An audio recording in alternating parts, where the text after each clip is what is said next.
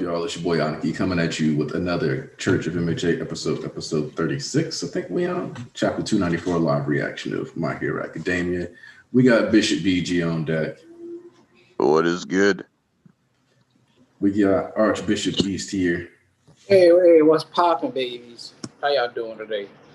Hey, that's all you got right now. I don't know if anybody else is coming through or not, but that's where we are.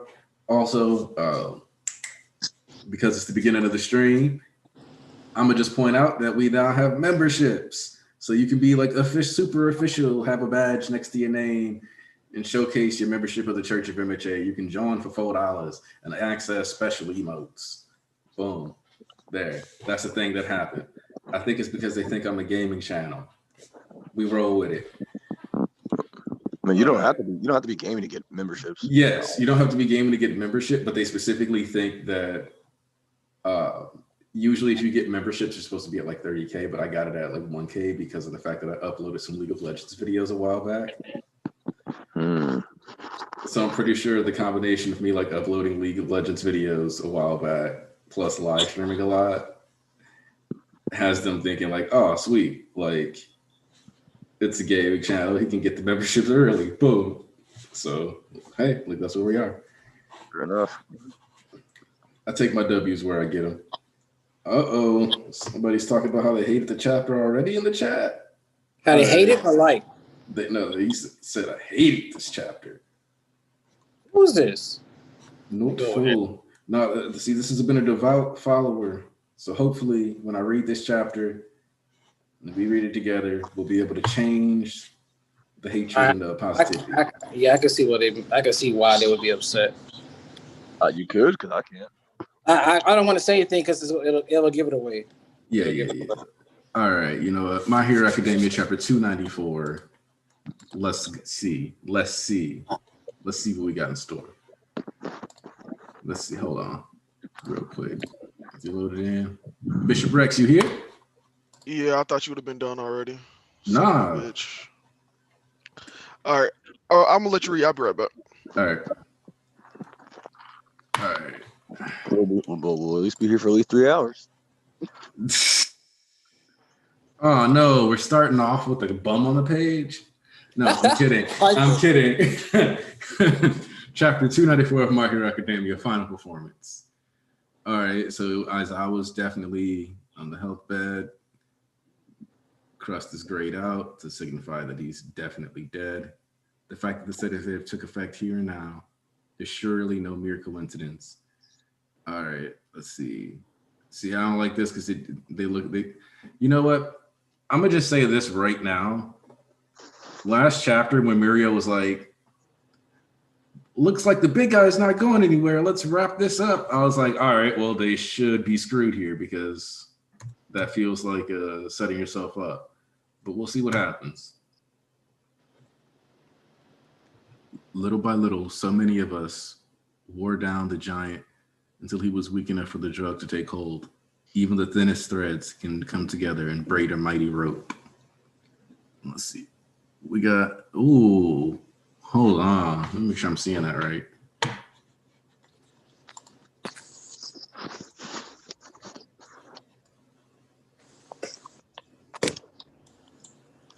Yeah, that's confirmation. Yes, sir. Yes, sir. I did see this. This is confirmation. Of what? Y'all wanted to play that game? Page 2. Confirmed. Second panel. That's midnight. Confirmed. Those are her glasses. That's a bunch of her blood all over the, yeah. She is dead. DEAD. Don't try to play that. Somebody saved her. No, because if somebody saved her, they would have took her to the healer. They wouldn't have left her dead body right there. She dead. And we can mourn her properly. Are you saying that about Mount Lady too? No, Mount Lady's not dead. She got thrown. Nobody jumped her ass and shit. Well, I said that because all the spikes and shit out of her body. Like, so here's the thing. Mount Lady might be dead too because of all of that. But the difference, like, here is that, like, she got thrown. She could be unconscious. She could be dead. With Midnight, she got a bunch of rubble dropped on her, fell like 100 feet, Then somebody made it a point to jump her, and she had a scene where she was like passing on her will, and is currently lying in a pool of her own blood. Like, if you look at the surface area covered here, like the blood lost by like midnight compared to like the blood lost by Mount Lady is just, there is no real comparison. Like she's definitely suffering more blood loss ratio. All right, listen, I don't know how much clearer. I guess you just gonna have to blatantly state Midnight is dead because they still don't want to accept it, bro. What y'all think? Gas mask, Coyotes Go came on and said, "Okay, we're just gonna beat you up a little bit, and then we're gonna walk off." Her body in the same place it was when the nigga pulled up with his gang. What more do y'all want? Yeah, y'all got it, bro. I understand. You going through the 5 stages of denial. Agreement, I should say. Agreement. Let's see, but had even a single thread frayed and come loose, all would have been lost. Dude is bleeding out from the inside. Okay, so yeah. I think it was Licks who commented on one of the more recent videos about how Toga's probably going to show back up to stab Genus. And I'm 100% here for it. Let her assassinate this man because he is on his last leg anyway. Yeah, this is tough. That nigga bleeding out the damn nose. Man. Oh yeah, no, like he is overworked heavily. That I do believe. You got Makia looking tired, Super Saiyan Dabi still on fire, Shoto coming in, and now one final push. Ooh. Mirio punching the Nomu in the brain again. Is this thing like growing? Hold up. Yeah, that shit is big as fuck, dog. Like I read that shit. I'm like, yo, this nigga look a fucking monster, bro. And like you see the attack that he like threw behind him. No wonder the heroes over there are having a rough time. The moves these things are making are simple, but their speed and toughness are off the charts. Each one's got to be just as strong as the Nomu and Kyushu. You don't want to get tagged by these guys. Now that confirms it and settles all that damn power scaling right there. I said that.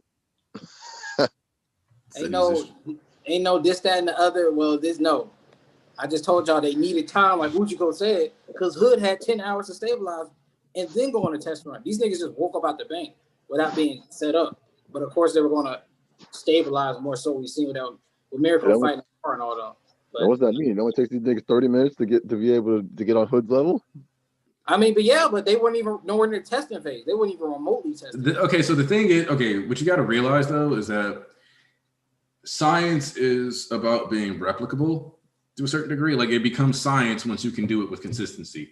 So just because these ones hadn't been tested yet doesn't mean they weren't as good as Hood. It just means that they like hadn't gotten the data to verify that they were as good as Hood yet. So like, yeah, let it stabilize, and then you get to see its results. Well, I mean, that still put together but it's still like the same feat of engineering. You know what I mean? Well, what I'm saying is, so what does that mean? It only really took Hood 30 minutes to get to his strength. It might have only taken to like that level of strength, yes, but the level of intelligence might have taken longer. Oh yeah, I can believe that. I'm just saying, damn, 30 minutes to get that strong, Jesus. Yeah, because like he had already been, like if you think about it, it's already like a year-long experiment. You're just like finally like hitting the on switch and everything's coming together. Yeah, because they weren't all like on the bar and them, because the bar and them weren't even ready for test. The woman in the bar, all the rest of them fighting Miracle wasn't even ready for test either. But these niggas are even underdeveloped. So it's like, of course they'll gradually get to that level because there was no thing saying they couldn't. But these niggas trying to shit on Eat It. Y'all forgot this nigga been faster than Gran Torino since joint training. And that was like 5 months ago. But yeah, all the cheese do it. Okay. I don't know how I feel about that. Continue. Wait. I'm not gonna say nothing. I'll wait for you to finish it, and then I'll talk about it. Great explosion murder got dynamite. You must retreat. You're in no state to take a hit from these things. Yeah. Crap, there ain't a snappy comeback because he's right. Boom. All right. Anyhow, just got to keep dodging so Genus is off their radar. At last, I can redirect the resources spent on restraining the giant towards the League of Villains. Ooh. This tidy tie-up job prevents me from touching the cables, and without physical palm touch, I cannot activate my compress quirk. Such dire straits, and all I can do is tickle my own behind. The boss fares no better. You summoned us together, did you not? Told us to run amok, right? What are we supposed to think when even your act is cut short? This amounted to a trap. You still haven't destroyed a darn thing yet. It's just as our associate Spinner says. Davi, young Toga, and I have yet to achieve our dreams. Blackout bind. Jeez. Going for the throat. Does our show end here? Spinner, I loved the league. I'm so glad they kept that. I'm so glad that was the same as the scan. A collection of warped minds who never bothered prying into each other's past. Just a band of egoists. Tomura is the key. The timing must be right when the heroes are a bit farther and the Nomu are in an optimal position. I shall buy you 5 seconds during which to rouse the boss. Every decent performance requires a good assistant. My dream, my blood, bound duty, the reason I'm here. Coughs up blood. What the hell? Gouging out my own flesh gives my arm room to maneuver. Holy fuck. Compress. It's that seed. See, this is that compressed W we've been waiting for. For so long. So fitting and so satisfying. Like, Yeah. Because people were like, oh, like, well, compress is da-da-da-da-da. And I'm like, nah, you sleep. Dark horse. It's the dark horse. Like, compress been out here. Oh yeah, no. And he's a veteran villain. And like that's the thing, is that like people were acting like he wasn't a veteran villain this whole time. Well, yeah, no, like I said, So- we knew we were gonna get some info on him when the Dobby reveal happened and he made that fucking statement. My About, thing like, is that, Mhm. damn, like, did he have to take that much of his own flesh? Like, fuck. Like it's painful. Oh no, man, I'm not. I'm. Hold on. Did you finish the chapter? No, No, he did not. I'm trying to read it out loud. Is you gotta pay attention to what I'm saying, man. And free use of sorry. my arm means I can do this. Don't believe for a single moment that you're the only ones giving your lives for a cause. Well, ready for a taste of prime entertainment? Skip. Maiming his own body, really? Nevertheless, the wound is fatal. You have no hope of escaping. Bound by my own clothing.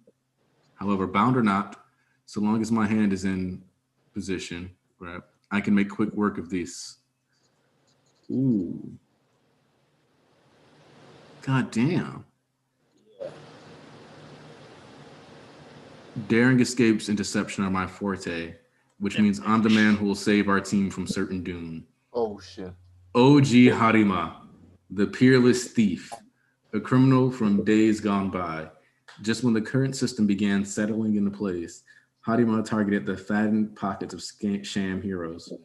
He preached reformation while returning what he pilfered back to the streets.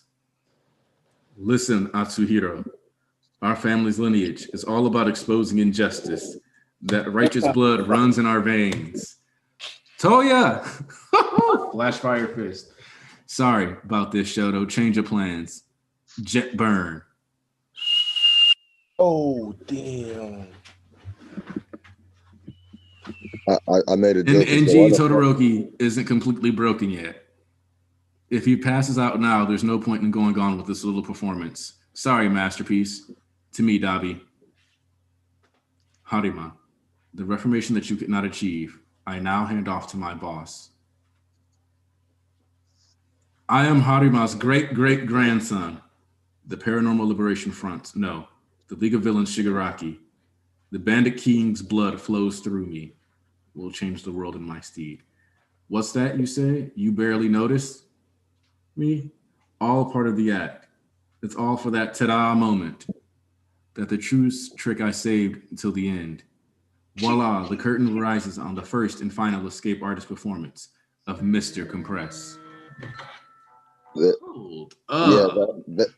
I love how Machines gives us like a that's full how- fan that's where I'm service at. panel. I love it. That was it right there. I don't know how I feel about that. Yeah, is Compress dead? Is Compress dead? That's so difficult. Yeah, I don't know. yeah. That's what's pissing me Yeah. off. I'm like, If he's dead, I'm really upset. Yeah, I don't want him to die that's because no fucking good. That's no fucking good. they both seem to have made it so sure that like Bastines and even what he himself says. And if you look at the wound, I mean that's horrible. It doesn't look like he's gonna survive, but I don't want him to die here. Dude, he hasn't done telling anything, man. I'm telling you something. Shigaraki has a number of quirks. Can't get one chapter. Shigaraki have a number of quirks that we don't know what it is. I think that if he sees him on the floor, a quirk will appear to help him. I'd hate that just as much. I'd hate that. Wait, BG. How do you hate that if Shigaraki has all these quirks from? No, I mean, I'm saying because Okay, time out. No. Because you're doing one of those things that I hate when people are like, no matter what happens, Compress. Because basically, what your argument now boils down to is Compress just shouldn't be in danger. Because if you hate the idea of Compress dying here because he was willing to make the sacrificial play, and you hate the idea of Shigaraki saving him, you basically hate the idea of Compress doing anything useful here. That's not what it is. It's just more about the fact I'm like, what is it? I don't know. I just don't. What is it? It really depends on the execution of that other idea of him. Because what is it? Shigaraki. Shigaraki's thing. But it depends on the execution of that. I mean, it like realistically, if Shigaraki wakes up here, which it looks like he's about to, and he sees Compress down there, he already has lost twice. So this is the moment we've been waiting for, where he's about to, one, find out that Twice is dead, and two, like have the "hey guys, I'm back" moment with the League of Villains and save them all. Like that's what I think is going to happen, because like if we're looking at Shigaraki's face, it doesn't look like he has the burn scars on his face anymore. Or like, it looks like that's completely healed over, and he's had enough time of regeneration. I'm not saying he's at. I'm not saying he's at 100%, like where he can fight again, but like all the way. But it looks like that he's, for the most part, able to move around a little bit more now. People oftentimes forget that the villains get shown in power-ups too. And I'm waiting on it. They actually kind of forget that. I noticed that. Yeah, man. And then people forget that Shigaraki is the MC of the villains. He owns half the story himself. So I want to take credit, and I wanted to say that I was right when we was having that argument like 2 or 3 chapters ago about the League of Villains running away, and I was like, they're not, because they haven't accomplished any dreams or whatever. The Compress in the chapter was like, hey guys, we haven't accomplished any of our dreams. There's no way we can run away. And I was like, thank you. No, but that's not the context of what just happened at all, Rex. What? No, I think are you not paying attention? They are going to run away, but they are running away. They're not running away. No, Rex. The whole point of this was that they were caught, and Compress is like, they need to escape because they haven't achieved anything. And that's why. So we don't get. I have escaping for. Wait, you guys think they're running?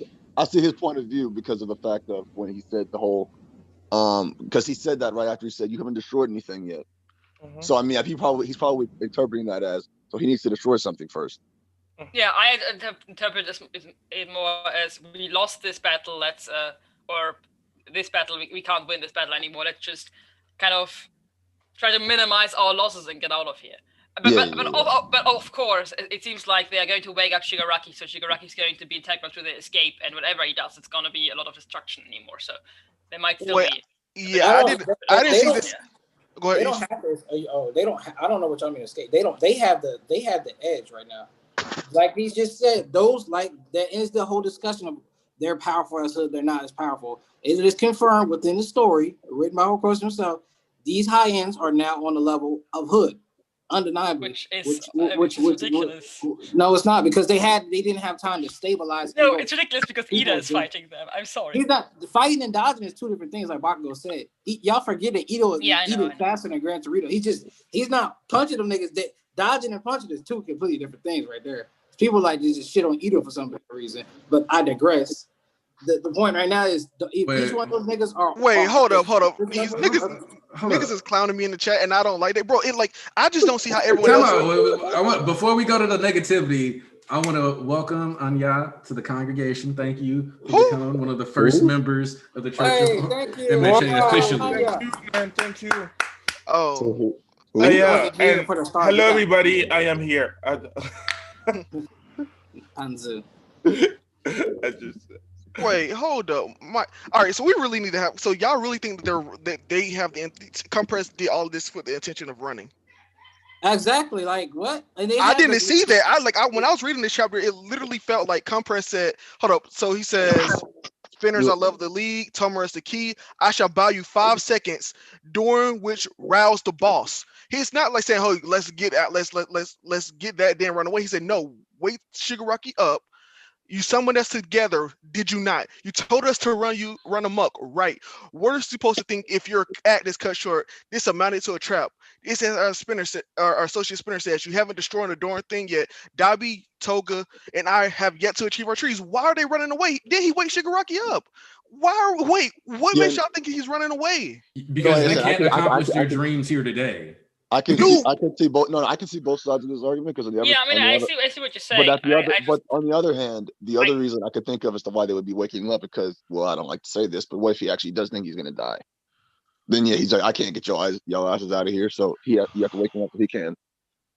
yeah, Right, because like no matter what happens, they can't get away without Shigaraki. They Right. cannot succeed in any measure without Shigaraki. like Compress is a great quote to get them out of this binding, I think but he can't teleport.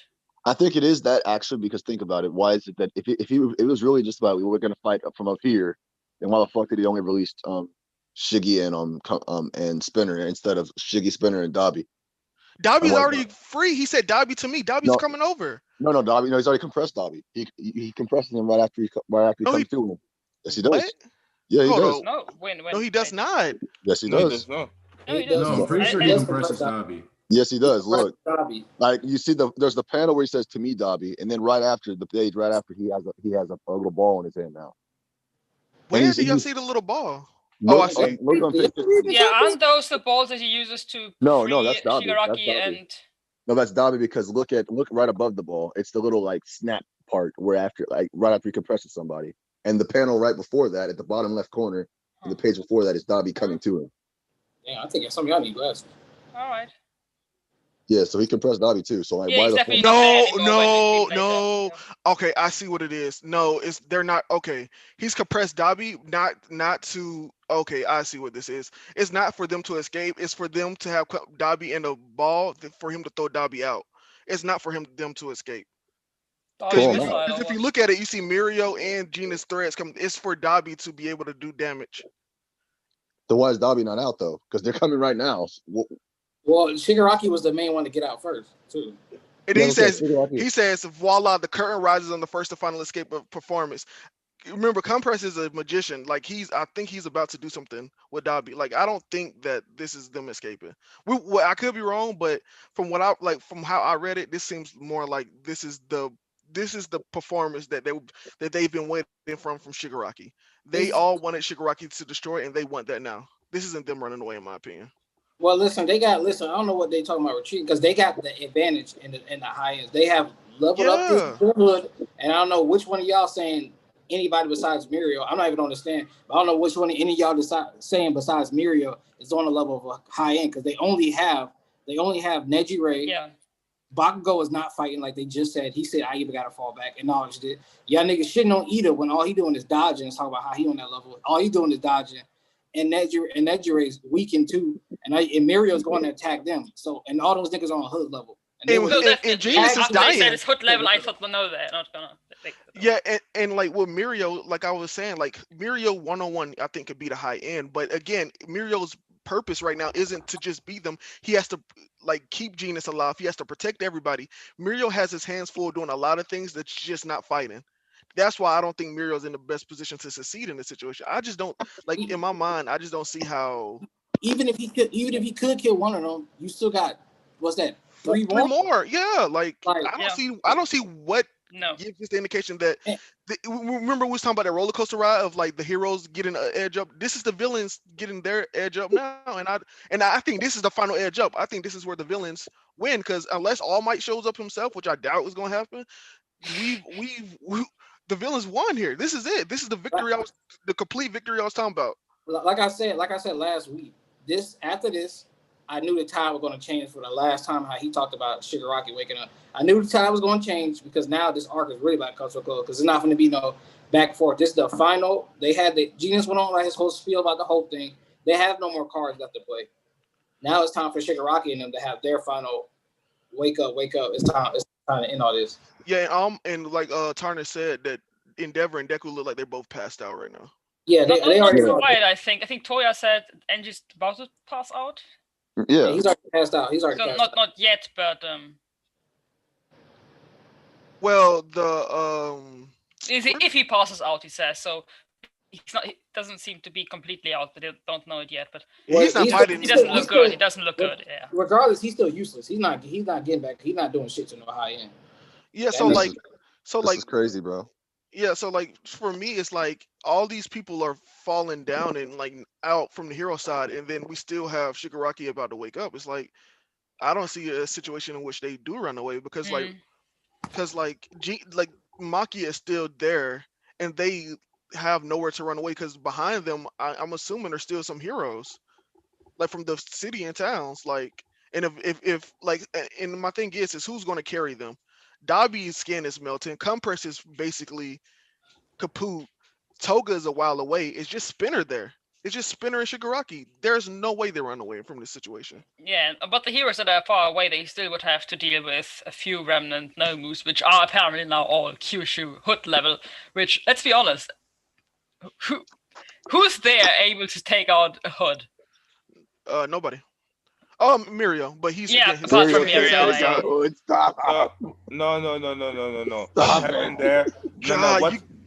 What happened? Mirio so much. No. I don't disrespect. I mean, I don't want to discuss the Mirio. I was talking about the other remaining heroes. The heroes there. It just shows how that heroes can work when they work together. How they can handle. Don't forget that all these Nomus there lost all the heroes in Nomus there lost the half of them, you know. So the half of the hero there are dead. They are over dead. half. Like, okay, so over half. So we would say 60% of these guys are dead by fighting these Nomus, and the half of the Nomu are dead too. So it shows also that some heroes that were there are skilled enough and can work in a team. Yo. All right, So real quick. I bet I'm gonna because my brother just like. Oh no, I don't think he was saying hold up to that. No, I was. We got the super chat from Max Lemillion. Happy Sunday. Compress is the GOAT. Hopefully he doesn't die, but if he does, then I accept it. Him sacrificing to save the league is goated. So one of the things that I want to talk about here real quick is that I think that I don't think people wanted this war to be a war. Do y'all get what I mean by that? Oh, you mean deaths on both sides? Right. Because to me, it seems like people thought like by war, they meant the League of Villains was going to get to like run through the good guys, dominate everything, come up with the cleanest of W's, and just look completely dominant. You wanted the massacre. Motherfucker. But that's not a war. Of course, but I'm like, I didn't want two of the fucking league to die. I think the reason why I don't want that many members of the league dying is because we don't have that many that we know. Like we have like 5 members of the league that we actually care about, and then 3 members of the Paranormal Liberation Army, which are also kind of important, but Skeptic, Kitten, and Gesture, but none of them on the level of the league members. Like we lost the second most developed character. Maybe you could argue the most developed character in the league in twice, and then we potentially losing the dude with all the mystery in the world, who everyone like, at least among our group, loves Compress, and we just wanted more. And then when we finally get something from him, he dies. It's like, come on, like that's what I'm saying. That's let me speak to. I've been hyping this nigga for like 2 years. Okay, but here's the thing. Hey, Aniki, can I go real quick? Yeah. Let me play. Let me ease up. Let me try to word this realistically. I agree with everybody in this part, but you see, the thing was to come to the defense of my side, of my partners on the side of we losing too much of the LOV. and how the weight of the war works, you could have really put in some fodder ass niggas that we've seen as the lieutenants or the captains in each regiment and had them get folded instead, or had them get die or something, rather than the tiny cast, because it would have been the same as like. Okay, wait, hold on. It would have been the same. I want to touch that point, but first I'm gonna read the super chat we got. All right. Make sure we give acknowledgement. Imagine if we see Sadman's foray running towards the hero's next chapter, only to be revealed as Toga after drinking Jin's blood. I actually recently had a conversation with somebody about why that's so busted. The Horikoshi should not do that.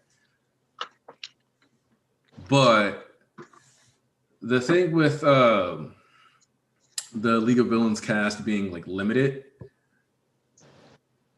and people feel like, well, we've only got like 6 or 7 of them, so we shouldn't be losing members like left and right. I mean, we have thousands of heroes, so like we don't care about obviously like all of them. But the reality is like you got to think like if we got a faction of 7 that's effectively dubbing over thousands of heroes right now, we at least should be able to lose 2 or 3 of them after a while. We also have thousands of villains, but we don't care about the thousands of villains that we have. We just care about the 5 League of Villains members, and it is kind of a thing that, I mean, what I have to say is that I how can I say this the best way? This doesn't have the air of a final arc, but it very much has the air of the losses of a final arc. Yeah, that's it. Like, it's very weird to have so many developed, great characters taken out at this stage of the story, which does not feel like it's the final stage. Yeah, and just for me, with like we've already, so like we lost Magne, that's 1.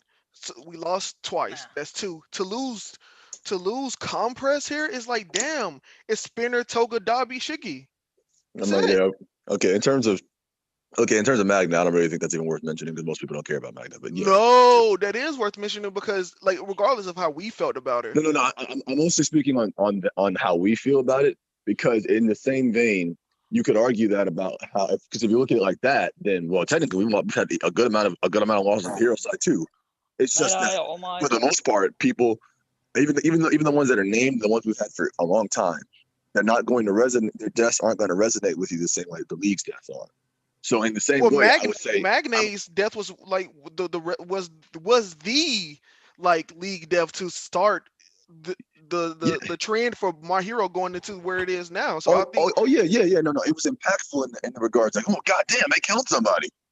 But in terms of you actually caring about the person who died, you don't give a fuck about that. I care about Magne. Whoa! You project. I ain't about you. I'm talking about everybody. Everybody loves Magne. I think if we go through losses overall, and if we count, for example, Prison and Injured also as losses, then the league definitely has lost a lot. Like, they have lost Mustard, Moonfish, and Muscular. They lost Kuragiri, who's imprisoned. Who lost? Yeah. As I'm saying, they lost a fuck ton, but then all for one who's in prison. But they're villains. That's part of the life of being a villain. Yeah, but the thing is, they've lost more than the heroes over now. The heroes are now getting losses in terms of injured. A lot of injured. I mean, what is it? There's a good chance that we've lost all the Pussycats. There's a good chance we've lost fucking Wash. We've already lost Crust. Aniki doesn't give a fuck, but yes, we lost Crust. Right. What is it? We also lost Coyote's husband, and we also lost. We've also lost. The Pussycats still haven't shown their faces, so you know. They're dead. They're dead. And if they're dead, it's gonna cry. Listen. These niggas don't want to accept nothing. I know they did. A corpse. Accept the truth.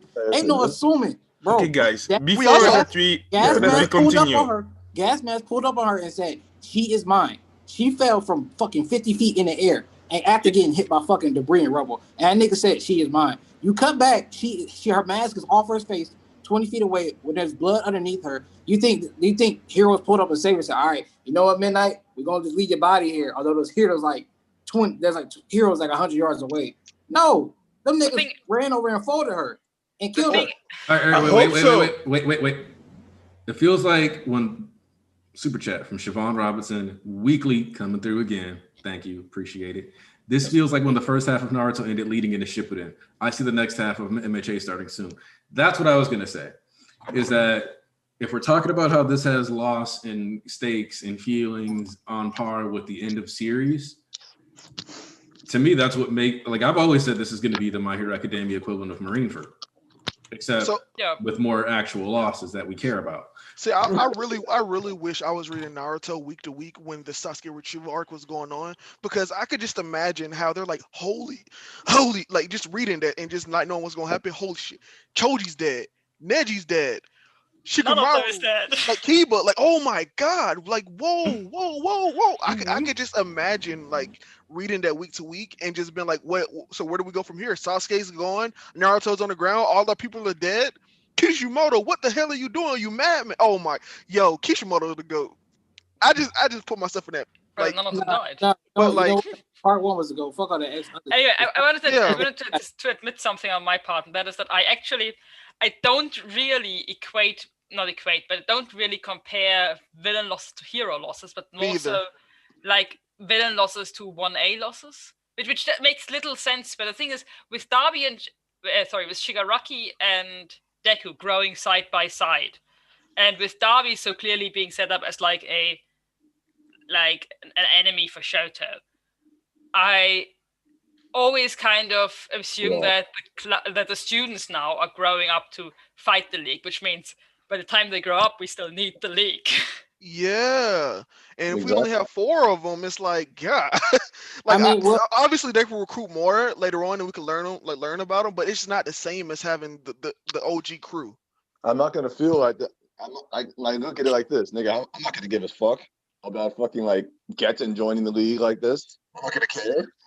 Well, that's the thing, BG. Like as much time we spent with the league, like we could get like a time skip, for example, and we could get a new like 2-3 new members, and then we like, oh, who it is, and then like over time we get to care about them, like over like the course of 2 or 3 years. Oh yeah. Okay, wait, time out. We will care about them. I'm saying they won't hold on. Because here's the thing: is that like I get that you like to slander Gaten BG for whatever reason, but here's the reality: is that. No. That was a joke. That was just a joke. He's a Todoroki apologist. So get in this. Anyway, the point is that you still have characters like Bree Destro, you have characters like Hanabata, you have characters who are going to have to step in and fill in these spots more. Where you have like Redestro here, who, because of the nature of his company, he's going to have to take a more important story role anyway. Hanabata is going to have to take a more important story role. So by parsing down some of these older members of the league and like saving them for this big war, yes, we get to feel an actual genuine loss, but to that same degree, how are the league going to achieve their political power? Means not through having Compress around. Yeah, he can do some cool stuff, but he's not the one who's going to be able to help them push legislation. That's Hanabata. So that's where Hanabata starts coming in. But I think makes clear this where Redestro starts coming in. You gotta play the game, the actual game. I want to get this straight. I set this straight. I don't give a fuck about getting. I'm not like I hate them or I love them or anything like that. I don't care. I'm indifferent to the character. Yeah. I don't tarnish.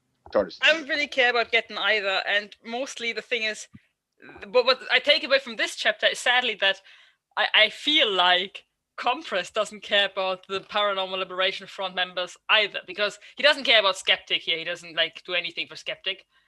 And no, he does for you. He does. That's what the extra little. And he also kind of goes like, it's not the Paranormal Liberation Shigaraki, it's Liberation Front's Shigaraki, it's League of Villains Shigaraki. Like there seems to be this not animosity between the two, but like a clear difference between Shigaraki is a member of the League, not of the Paranormal Liberation Front. I believe as a fandom, we've still maintained that difference the entire time. No, I feel like they have as well, the League of Villains, because that's what I mean. Like the League of Villains, during the mansion raid, they were like, "Hey, let's blow this joint. Forget about these Paranormal Liberation Front guys. We're still our own thing. We're our crew, our family is still our family. They're just additions on." Like when Compress said that, that made it clear to me that they're only using the Paranormal Liberation Front, and at least from Compress' point of view, they don't care about him. Maybe Twice did because he gets attached to people easily, but Twice is dead now. I don't think any of the League of Villains care about the Paranormal Liberation, like any of them, like for real. So it's just like, if Skeptic wasn't such a big part of this plan, I don't think Compress would have saved him. So And I think Oh, it's just the part where the skeptic actually has to ask to be saved. Yeah. It's just odd to me. Okay, guys, I don't want to. Here's the thing. I'm not saying that because they don't like or care about the Paranormal Liberation Front characters mattering more isn't a matter of who they like. Yeah. It's a matter of how the game works. Yeah, and so it kind of like that's one of the things that even like the villains are going to have to deal with is that in their mind, reaching this point, acquiring the Paranormal Liberation Front was going to be them being freer. But no, because you've acquired all these subordinates, you still have obligations now. So that's just set up for a potential schism later on in the series where Shigaraki and them can like be like, you know, we really don't feel like dealing with y'all anymore. So, and power level wise, we don't have to. So suck it. Also, I want to say that I don't think Compress is gonna die because Horikoshi made it a point to point out the three big like villains, which was All for One, Redestro, and Oji Haruma. I think he wants to keep that dynamic together. Like the big three that was doing their own separately have now come together, like down the line in lineage. So I don't feel like maybe it's just me trying to rationalize me not wanting Compress to die, but I think that's also a thing of like him wanting to keep the three together. I mean, who here wants Compress to die? Nobody. Here's the thing. I don't want Compress to die. I just like accept that like it's not, to me, it's not bad writing if he dies. Yeah, it's not bad writing. That's what it comes down to. It's not bad writing. It just would be one of those things that I'd be like, damn. I think I would just see like a little bit of a waste if like here's Compress, he's super cool, and now he's dead. Yeah, I think it's a waste because of the fact that he's been a mystery character the whole time, and then we finally reveal what his mystery is. I'm like, oh shit! It's a cool mystery for once, right? I mean. Yeah. I have to admit, like, we got quite a few reveals in the last chapters, and this is probably my favorite one. I mean, I like this more than the Davi Toya reveal, probably because you knew about that mostly. I like that more than Best Gina's coming back and the hero name reveal for Bakugo. I love this reveal. Just I was hyped. I was like, Compress, dude, Compress taking off his body, jumping. I was like, this is the GOAT. This is the dude I knew was that guy, and like it just sucks because.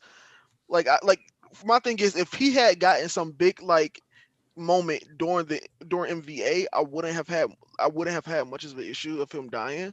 Because like twice we got his backstory early on. We got the MVA stuff. Like twice was developed. We loved him. Then he died, and then his death was played up to be this tragedy that was broadcast to the world. Because look at the heroes killing our friends, and even though he was crying for help, Compress, I don't see how his death. Like yes, it's sad for the League of Villains. Yes, maybe somebody could replace him, but I don't see how his death serves anything. Especially when he's a major piece. It's not like he's a pawn. Like he's like your bishop, man. Okay, so the thing though here is that sometimes it's not him dying isn't about like, oh, this crazy glorious moment for us. It's more about giving the league their conviction they need to go forward. Because I think we talked about this last week. Did I talk about this with you guys last week, or did I only talk about this in the review? Anyway, this arc and like My Villain Academia have been about reestablishing and showcasing like the depths of the conviction of the League of Villains. Because even when Dabi like didn't have to save them as like Nejiro was winding up, he still made it a point to toss her that flash fire fist and drop her. So this arc, and then we got like, you know, the whole backstory behind why he was doing everything. With Toga, we got her going and asking Uraraka the question, even though that was dumb as hell to put all that on Uraraka, but whatever. Like, it's Toga. What do you expect? Like, yeah. So like and then you got Spinner, who reaffirmed his beliefs during NBA, and then like stood by Shigaraki and has been making it a point to try to like keep him afloat. You had Twice like re-shouting his affirmations. Everybody's been like doubling down on how and dedicated to the league they are. So if this is like compresses like who we've seen the least from, to see him make the biggest sacrifice, I think there's a bit of like an irony to that, where we've always like people always like, oh, like, well, Compress is kind of like a bum. He didn't do a lot. Like he didn't do a lot in NBA. And it's like, okay, yeah, we spent all this time like joking about how he didn't do a lot, for the punchline to actually be that he would give the most. Yep. Man, and he's the best looking person in the league. Like you can't kill him. Okay. Talking. Gay Rex is talking right now. You got a problem with that, Ponzu? No, What? Ponzu? it's beautiful. I'm just happy for Rex that he threw What? himself. Wait, what? Listen, Wait. listen, this is why he hid his face the entire time. He's like, man, you know what? I ain't trying to steal all the hoes from everybody else, man. Listen, the American popularity poll, watch Press go up to number 10. I'm telling you right now. American popularity, I mean, that it's, nigga, No, guys. it's Okay, guys. a pure fan service moment. He's he's gorgeous. Like, are you kidding me? It's like the Kakashi thing. It's like, dude, why are you so good looking? It's like at a certain point, it's like, yo, you got no flaws. Okay, guys, I have to tell you something. We are here with more than 110 viewers. What? So thank you for the support. Like the like button, guys. Oh, okay, just got a new chat. Aniki. Oh wait, hold up. Let me get back in there because I'm editing the thumbnail. We multitasking midstream all the time. Ooh. All right. Yep. No Google. I do not want to change my name. Says Mr. Compress's moment could be tied to that every opportunity he just gave to everyone else and how effective it will be next week. To what? Yep. See, because the reality is like he gave everybody else like this big shot. So what it'll be is Compress the opening act. Is Compress like letting himself be the opening act this time, or is it? Oh yeah, the shoe. Damn. He's gonna make like spectacle of it. Oh, that's really great. I see you've been having fun in Cyberpunk, Rex. What's up? Check Oh the yeah. chat. Oh yeah. Let me talk about that. Let me real quick. Whoa! What did I ruin right now? What did Okay. Hey, he got a Cyberpunk story. Let's hear the Cyberpunk story. So I'm on a mission, right? And I'm trying to find somebody. I'm not gonna spoil anything for anybody that like wants to play the game. But so to find this person, I have to like sneak into this area, and to like keep the rules going, I have to order a prostitute because like obviously I have to look like I'm a paying customer. So they narrow down all the people that fit for me because they like this is the feature that can narrow down your taste, and they give me two people, Angel and Sky. So I'm like, okay, I know who I'm gonna choose. I'm gonna choose the woman because she's black and she's beautiful. And I'm like, okay, cool. So, but between where they showed me and the next where I had to pick, it was so much dialogue, and it was important dialogue, like to the overall story. So I completely threw out who was who. So then they said, who do you choose? It said Angel and Sky, and I said, Jesus Christ. I said, what sounds more like a female? I said, all right, let's go Angel. I walk in the room. Hey, honey, it was a dude. I was like, damn. I was like, let me reload the game. So then I reloaded the game, but I reloaded it to when I was walking into the room, and I was like, Jesus Christ. I knew it. Honestly, halfway through the explanation, I wasn't sure if you were talking about a game or a brothel. Yeah, it is a brothel. And then so like we start talking and stuff, and then like they didn't end up having sex or anything. But I was like, dang, Angel has some really good conversation. I was invested. I was like, all right, cool. I was like, I knew that was gonna happen. That happened to so many people on Twitter. It's hilarious. Oh yeah, that shit. Rex put that shit in the fucking general chat. I was like, hey, he was like, hey man, we can see where it go. I mean, it is what it is. Cute. All right. So somebody asked about the fourth user's quirk, and here's the thing: is that those white lightning bolts have to mean something, because we've gotten like 3 of them, and if it's the fourth user's quirk, then we're gonna get a 4th white lightning bolt, and then that's when it'll pop out. That's how it's gonna go down. What do you mean? If you look at certain pages. I know about that. I mean, what do you mean about like that's what's gonna cause it or something? What do you mean? Because like that's just like the visual storytelling cue that, because like the 4th user has a scar that's like shaped like a lightning bolt. And so a lot of people have been discussing like what are these lightning bolts about? Are they about the 4th user's quirk? So like that could easily be like what the tell is that like we're seeing the lightning bolt as he's like about to go in, and then like on the 4th one, if Ponzu's theory is right, the devil's unleashed, and then like he'll like transform, unlock the devil man form, and then like that'll be yeah. Thank you for saying my theory. You think Deck is gonna do something else this arc? No. If he gets that 4th lightning bolt, yeah. I'm so pleased with this stuff now. True. That nigga needs to accept that so his body can't work. Okay, I'm gonna shut up. these kids. Well, I thought. Wait, Oh. it's I'm gonna say something else. I'm gonna say something else. Yo, first you start saying nigga, I he's really like, thought you want you to set said up this these party kids. can't work. Oh my god. Oh, let me. Y'all was What, talking. bro? I was talking, but y'all was doing something else. Let me talk about this compressed thing real quick. Because I don't feel like keep having the conversation. Because once again, this nigga Hori can't even, get 2 chapters to explain. Wait, time out. Before they jump up. Wait. Not fall. That's where no. That's the big mistake people are making here. This arc is not about the villain's goals. So they technically do not have actually this isn't even a technical thing. This is from an objective standpoint. They did not have a goal this arc outside of survive. They got dropped into the last mission in Halo Reach where a bunch of heroes pulled up and it was like, all right, do what you got to do. Yeah, because they're planning to take over the city and all that shit. Was supposed to take place a month from today.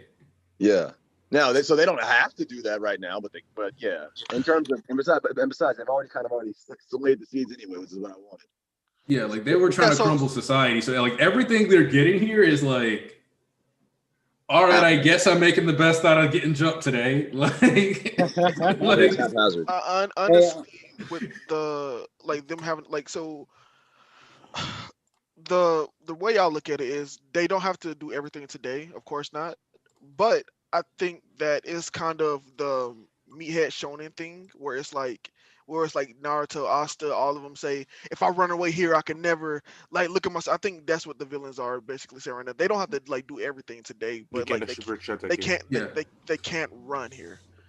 Like Sean said, the villains are just stuck playing defense this arc. They were out here eating charcuterie plates, talking about their plans, how they want to be free, and the next thing you know, they played the rudest game of Ding Dong Ditch ever, and suddenly they had to fight for their lives. Ding Dong Ditch. What is this? Ding Dong Ditch. What is this? You don't know about Ding Dong Ditch? You don't know what Ding Dong Ditch is? Oh, that's what y'all call it. Okay, never. We just called it niggas. Call it? Niggas run to the door, bring it, then run away. We didn't have a name for it. We grew up poor. Alliteration ain't got nothing to do with money, nigga. Yes, it does. Yes, it does. The education we had, ding dong and bitch. Those are too big. Those too many big words. This is slang. This is slang. You didn't learn this in school, nigga. I'm just saying, man. You said alliteration has nothing to do with it, but I mean, let me talk about compressed. Nigga, I'm poor. What are you talking Let me about? talk about compressed and his health real quick. So in the chat I was in, people point out a lot of how a lot of people were maimed, and while I agree with them too, I won't use all my as an excuse because we all know he built different, but this nigga did have his guts hanging out his fucking body too. Yep. Albeit. And then people still want to, some people, not me, that nigga Gran Torino is dead, but some people still want to be like, and I don't know if he dead or not per se, because, he can still live on, because it's like, shown or whatever, shit, blah, blah, what have you. Once again, this is possible for him to live through via, if Shigaraki had some extra type of thing to pull off with him or not, but it is possible to live through, because you've seen Toga get her insides bombed the fuck up. You seen Miracle, she didn't have the same gaping hole on her side like Compressed did, but it's still like, to an extent, it's like, how long can you hold out? Or like if Dive were to singe this nigga's whatever you call it, like when you singe the wounds up, cauterize the wounds and stop. That wound is not the kind of wound you cauterize. Yeah, I know. Cauterize it, you would die. No, you can't. That's why I gave a disclaimer.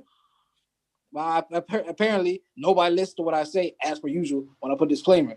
I said it was the same exact wound. If you let me finish. Now, I was talking to shout out to World Champion yesterday. I was rereading the chapter where All For One is a little bit more harder now since I reread it, and it's a little bit like less plausible, but it's still plausible or reach around. And where All For One was talking about using Rivet Spine on Shigaraki and then negating and suppressing some of the damage that he did in order to keep him still barely moving and whatnot. Now, I won't say it's just merely just a very light theory. After reading it, how it works is highly less possible. But for us that still don't want compressed to die, it's a theory, a thread of hope I'll give you. If he were to use that or give it to compress, and they were to somehow at least buy him more time until they got somebody to heal him, or got somebody to get some type of medication or first aid so that he wouldn't immediately die, but he'd be more so crippled instead.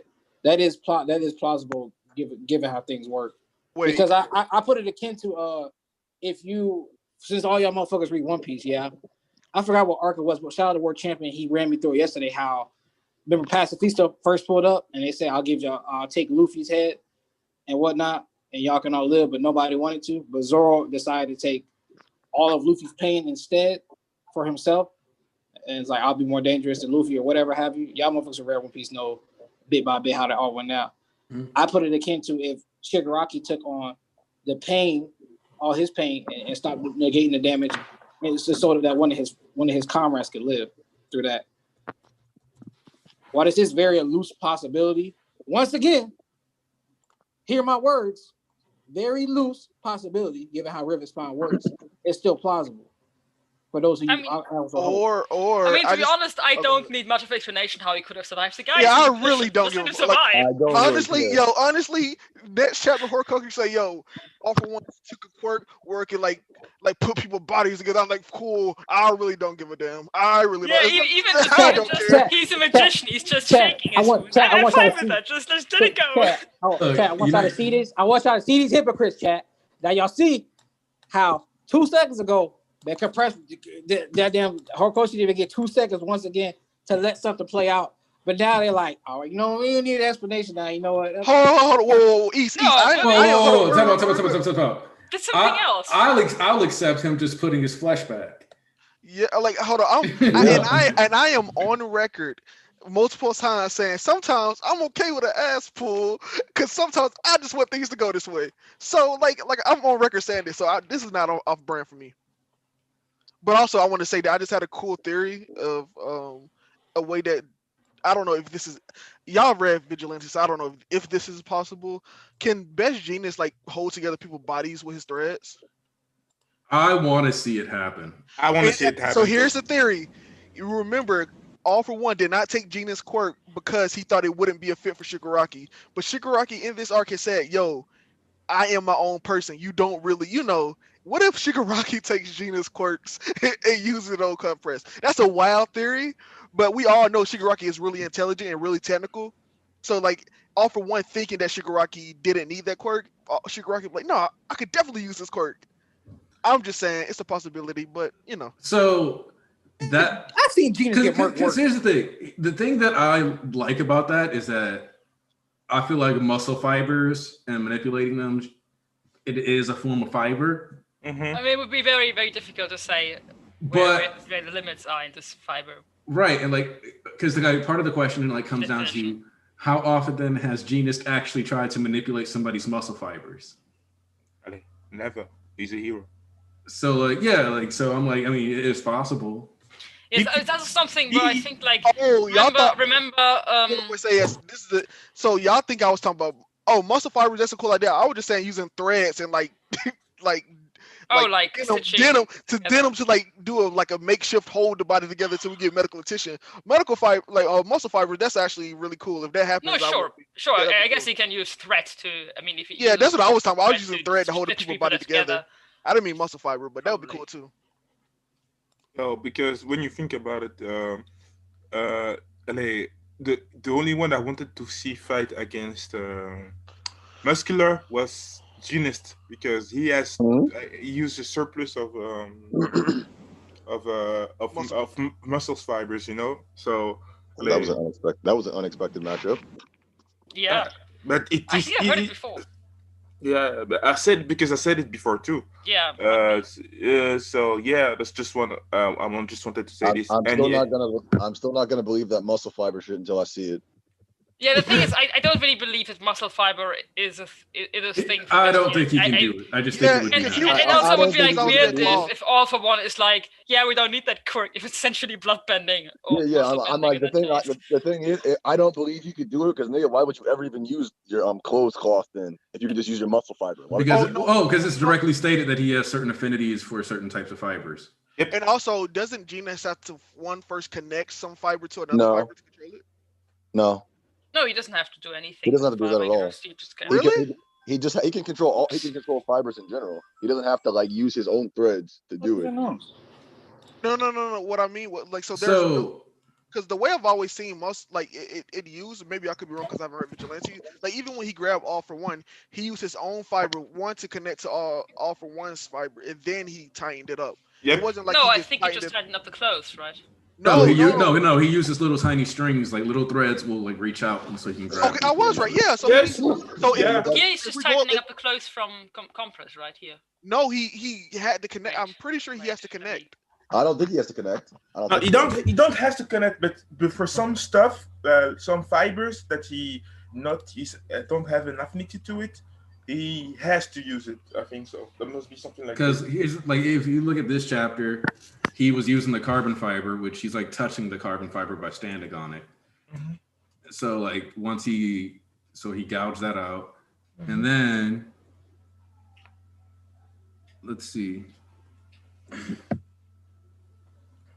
The only reason I'm saying that is because there's not an instance in the story in which he didn't first connect his own thread to something else to do it. Like I said, unless something in Vigilante would disprove that. There's not an instance in the story where he didn't first connect with something else. It might be a fair limitation because otherwise it's actually quite powerful. Yeah, that's what I'm saying. That why wouldn't Genius be the best hero if he could just do Right. it from any range, like from range and stuff, like without connecting his thread first? But why even get close to the villain, right? If you can just Yeah, that's what I'm saying. So, Yeah. like I said, there Sure. hasn't been an instance in the story. And again, if Vigilantes disproves this, where he has to, because like if that was the case, we're All for One. If you go back to the panel or even the episode, his thread on his arm was like getting like going down, and then he tightened it up. It wasn't like he was doing it like telekinesis or something. I mean, I wouldn't be the person to ask about Vigilantes. I'm not invested enough to remember that type of shit. But So yeah, at I'm not least- asking you, BG. That's what I'm saying. Asking everybody who has read it. So there's Okay, what you asked that like was? there's one arc where that stuff's relevant, and I'm trying to Is it in Like what- Vigilante or this? and vigilantes, and I hold on. What's Here, he I'm asking? So I can remember. he was asking about Genius, like this in whatchamacallit, in The best way Vigilante. to here, we just need to look up the Sky Egg arc real quick. I was gonna That's say, I was gonna say, the Genius have to connect his threads to people to utilize their own threads in Vigilantes. Does he have to connect his threads to their threads? Yeah, I don't remember that happening. Well, with the carbon fiber, he simply just used the carbon fiber just to hold up that sky egg. No. He's talking about it in Vigilantes, not here. So like you know how? No, I said sky egg. The sky egg is in Vigilantes, but you're referring to clothes specifically. Yeah, on people's body. Does he have to connect his first fiber first to control? Genius didn't have that much of a showcase other than that point. So the best cross reference would be to use in Camino where how he attacked All for One. That would be the best cross reference. Yeah, Yes. and he used his own thread to connect All for One. But that's the weird part. If he didn't have to do that with the carbon fiber and he could just control it without having to connect anything, then why would he need to do that with clothes? Because Alpha One did have another type of fibers. Well, yeah, no, that makes perfect sense on that one. I'm talking about in general. Wait, Like generally, why would he need to connect threads to utilize other people's threads if he could just use carbon fiber without connecting anything to it? wait, but you look what he's doing. He's standing on the carbon fiber. Hmm. There's like I said, there's no point in which Genius is ever not touching the threads himself to control it. Because I think that the fibers that he has the biggest affinity to it is jeans, and denim, and maybe carbon fibers. Because the way that he even in Vigilantes, when he came like Spider. If I remember well, if he used his thread like Spider-Man just to fall down, get to the rolls, then use the carbon fibers and try to fix them on the building. Yeah, and that ultimately all was just to say that if he was able to control muscle fibers, the reason that he couldn't use it is because he would have to connect his own muscle fibers to the person. That was my ultimate like point of the Ah, secret. okay, okay. That may be that may be true. That may be true because we don't know. But because yeah, we know that he has bigger affinities with bigger with the other fibers. Because like you said, all for ones had back smoking back then, and what he did, and even for saving all the other heroes, what he did was using his own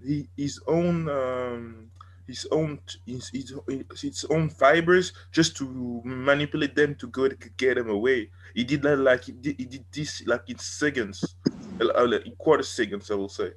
So Okay, boom, there. Found it. My Hero Academia, Vigilantes, chapter 52, mhm, pages 20 through 21. mhm. You see him standing on the carbon fiber. So yeah, every time we see him use carbon fiber, even to like hold up the sky egg during this arc, he's in some form of contact, usually standing on the Okay, carbon yeah. fiber, So etc. so Genius does need to be in contact with whatever to control the fiber. Okay, cool. Because like I just feel like that's a weird detail to like keep putting in, like even if it's like not noticeable, like for the mass audience to keep drawing over and over again. So that's why I just believe that. Fair enough. So Okay, yeah. I would like to know something. I don't know to say something. Know something. My bad. People, here is 100 people. Keep liking the video. You can do this. We already did this. I believe in you, people. And next to this, this chat. So let's talk about how the. So right now, we talk about what do you think that next chapter is gonna happen? We're gonna see what's happening next, or we're gonna see what's happening elsewhere because we because I think that we would have to figure out what's happening now because like we are if Shigaraki if we saw Shigaraki eye open or something, I could potentially see us going to somewhere else. But because we just got to look at his face and nothing's happened yet, I'm 100% sure we're staying here. But I don't know what happens. I really don't know. Like who if Shigaraki, we know quirk, we know first force quirk activation is a thing. Maybe he wakes Maki up that way. Who knows? Like we just don't know.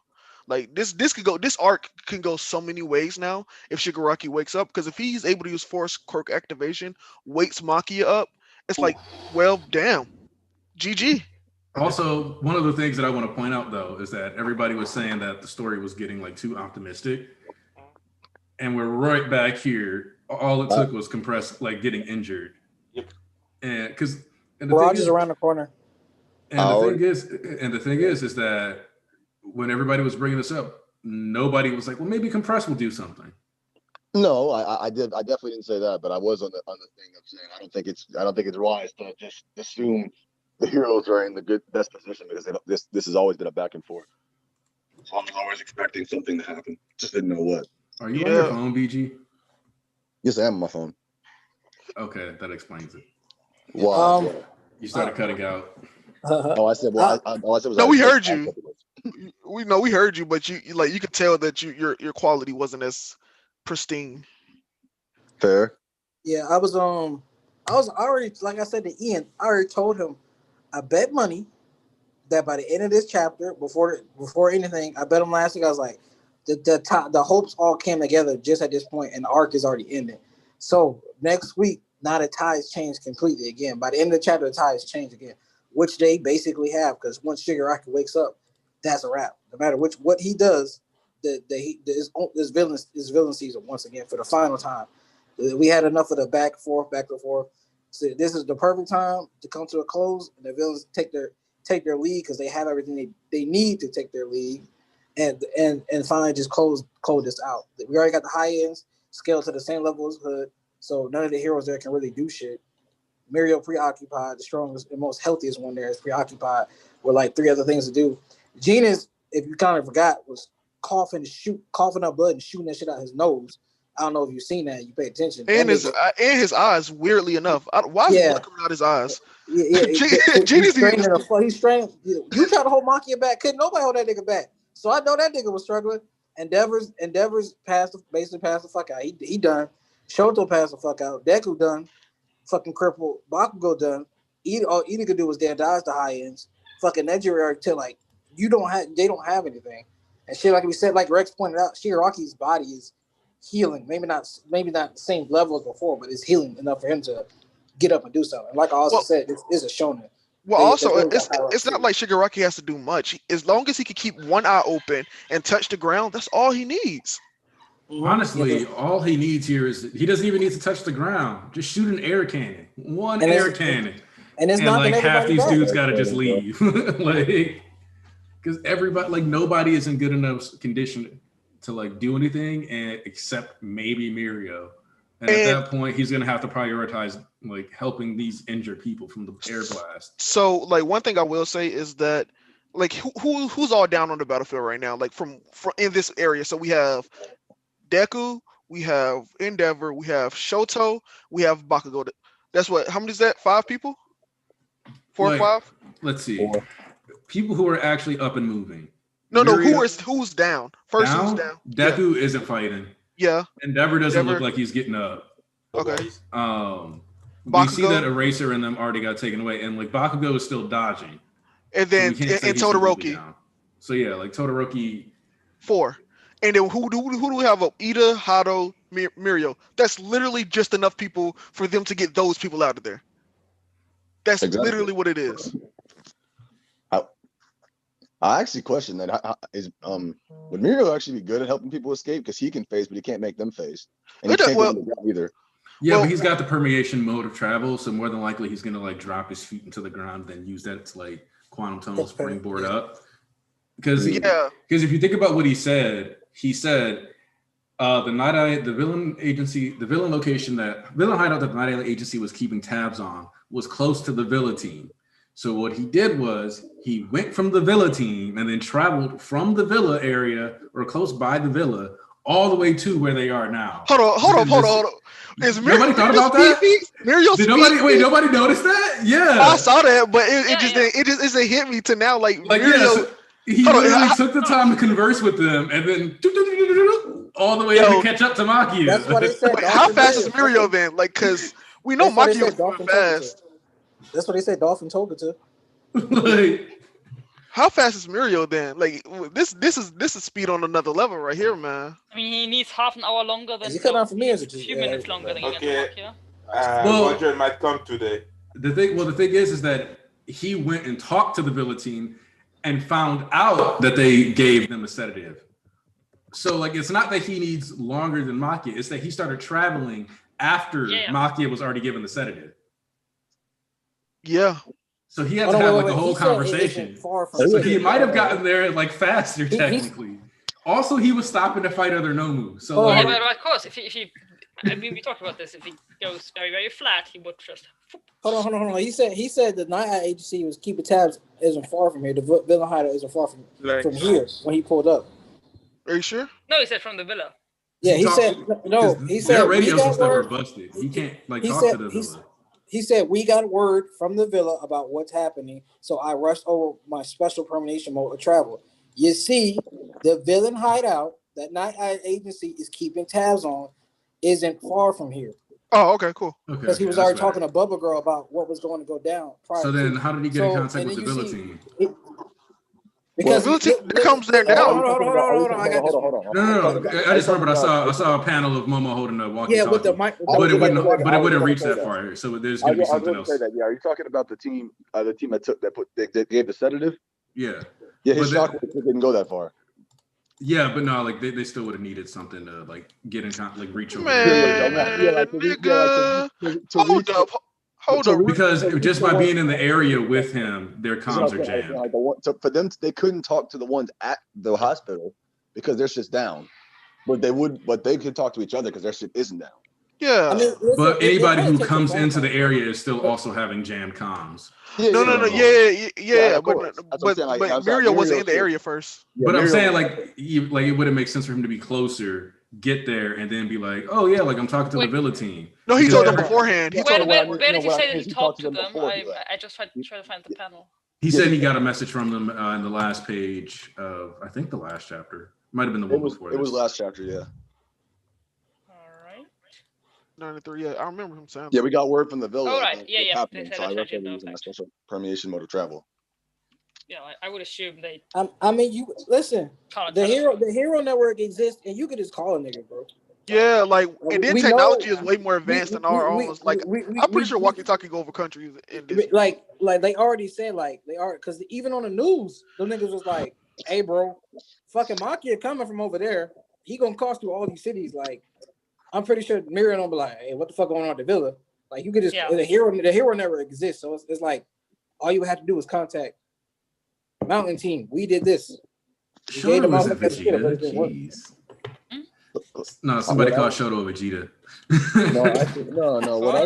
What I said was what I want to know is why the fuck did Dabi not show his level of power when he fought Getten with a blast that big? Because his skin is melting off, and he was going against ice. And also, technically, it's not the size of the blast; it's the fact that it's a compressed large blast that matters here. Because what he was doing before was like shooting up just like giant walls of flame. Yeah, but that's the thing. He definitely got better in between. I mean, that's. It's not even that. It's that he's been holding back all series. Yeah, one of the two, right? Let me put this into perspective. That's just what I mean. Like, let me put this into perspective. Stronger here than he has shown before. Let me put this into perspective. You try harder when you're motivated. Dabi didn't want to go to fucking Daika City and fight for his life. That nigga literally asked, "Man, why the fuck am I here?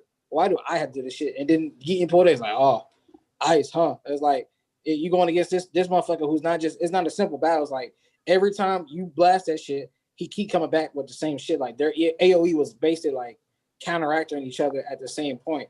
But right here, he is burning. You can't kind of forget he's burning himself at his full peak. But guess what? He's accomplishing the dream he's had for over 15 years. Mm-hmm.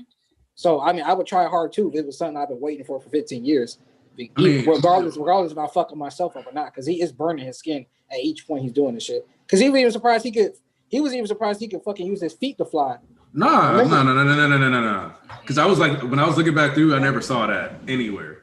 But him being surprised he can do that, because who was surprised was actually Tokoyami. Them scans messing with your memory.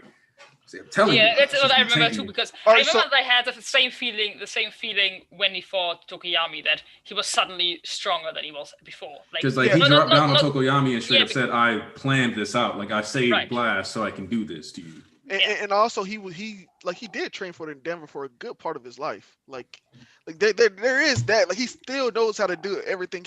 Just like with Shoto, he's like, even though Shoto is not able to do it with his fire side, everything that Endeavor taught him, he's able to do it with his ice side just fine.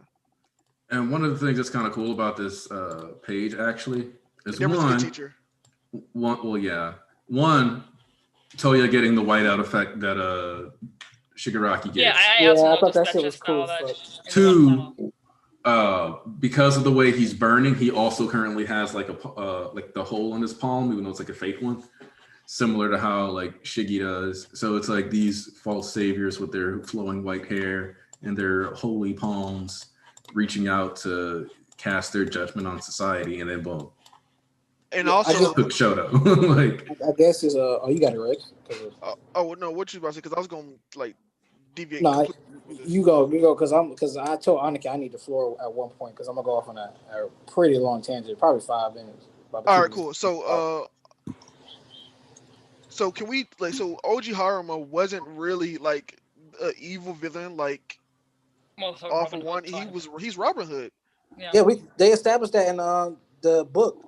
They were said that he was a thief that gave back to the people everything he stole. Yeah, they already said in the Ultra Analysis book they gave that. Oh, nigga, yo, manga only. Get that out of here, man. Talking about, I was like, the book, the manga, I was like, what? Nah, nigga, get that out of here. We read manga only over here, buddy. Yeah, I just found out with a lot of the rest of the world that he is Robin Hood. So that's cool to me, and it's also that Compress, even though he's with the villains, I think his goal is a little bit more righteous. Like compare it to the villain, because he wants reform just for the society and like all of the even though it's the same thing, it's like I want to say it's a lot less. Like he's okay with achieving his goal with as little body as possible. What I find striking is that from what he says, from how he speaks, he seems to be actually the closest to Stain in ideology. Yeah. Well, part of that is also that he's got an actual, because he's another one of the ones that's actually older, but he's not like twice. He didn't go crazy. No. So he's moreover, I'll rock with these villains because he's a legacy villain. Shigaraki's a legacy villain. And to a certain degree, like we mentioned earlier, with like bringing all three of those legacies under one thing, I think to a certain degree, that's moreover like what made Compress go like based on like those attacks, there seems to be some sophistication to this. And I wouldn't be surprised if it turned out that Compress had already suspected All For One was involved with Shigaraki and the Nomu. And then that's part of like what led to his decision of getting involved with the League of Villains. So let me Rex, I'm actually glad you went first, because now Aniki, I'm gonna need the floor for uninterrupted for a little bit. All right, but you better be actually spitting. All right, don't worry. I said you like this one. All right. Time praise be. We 7 to 9 minutes in, so go ahead. Coyote or Kai's one of your motherfuckers. Go ahead, clip this shit.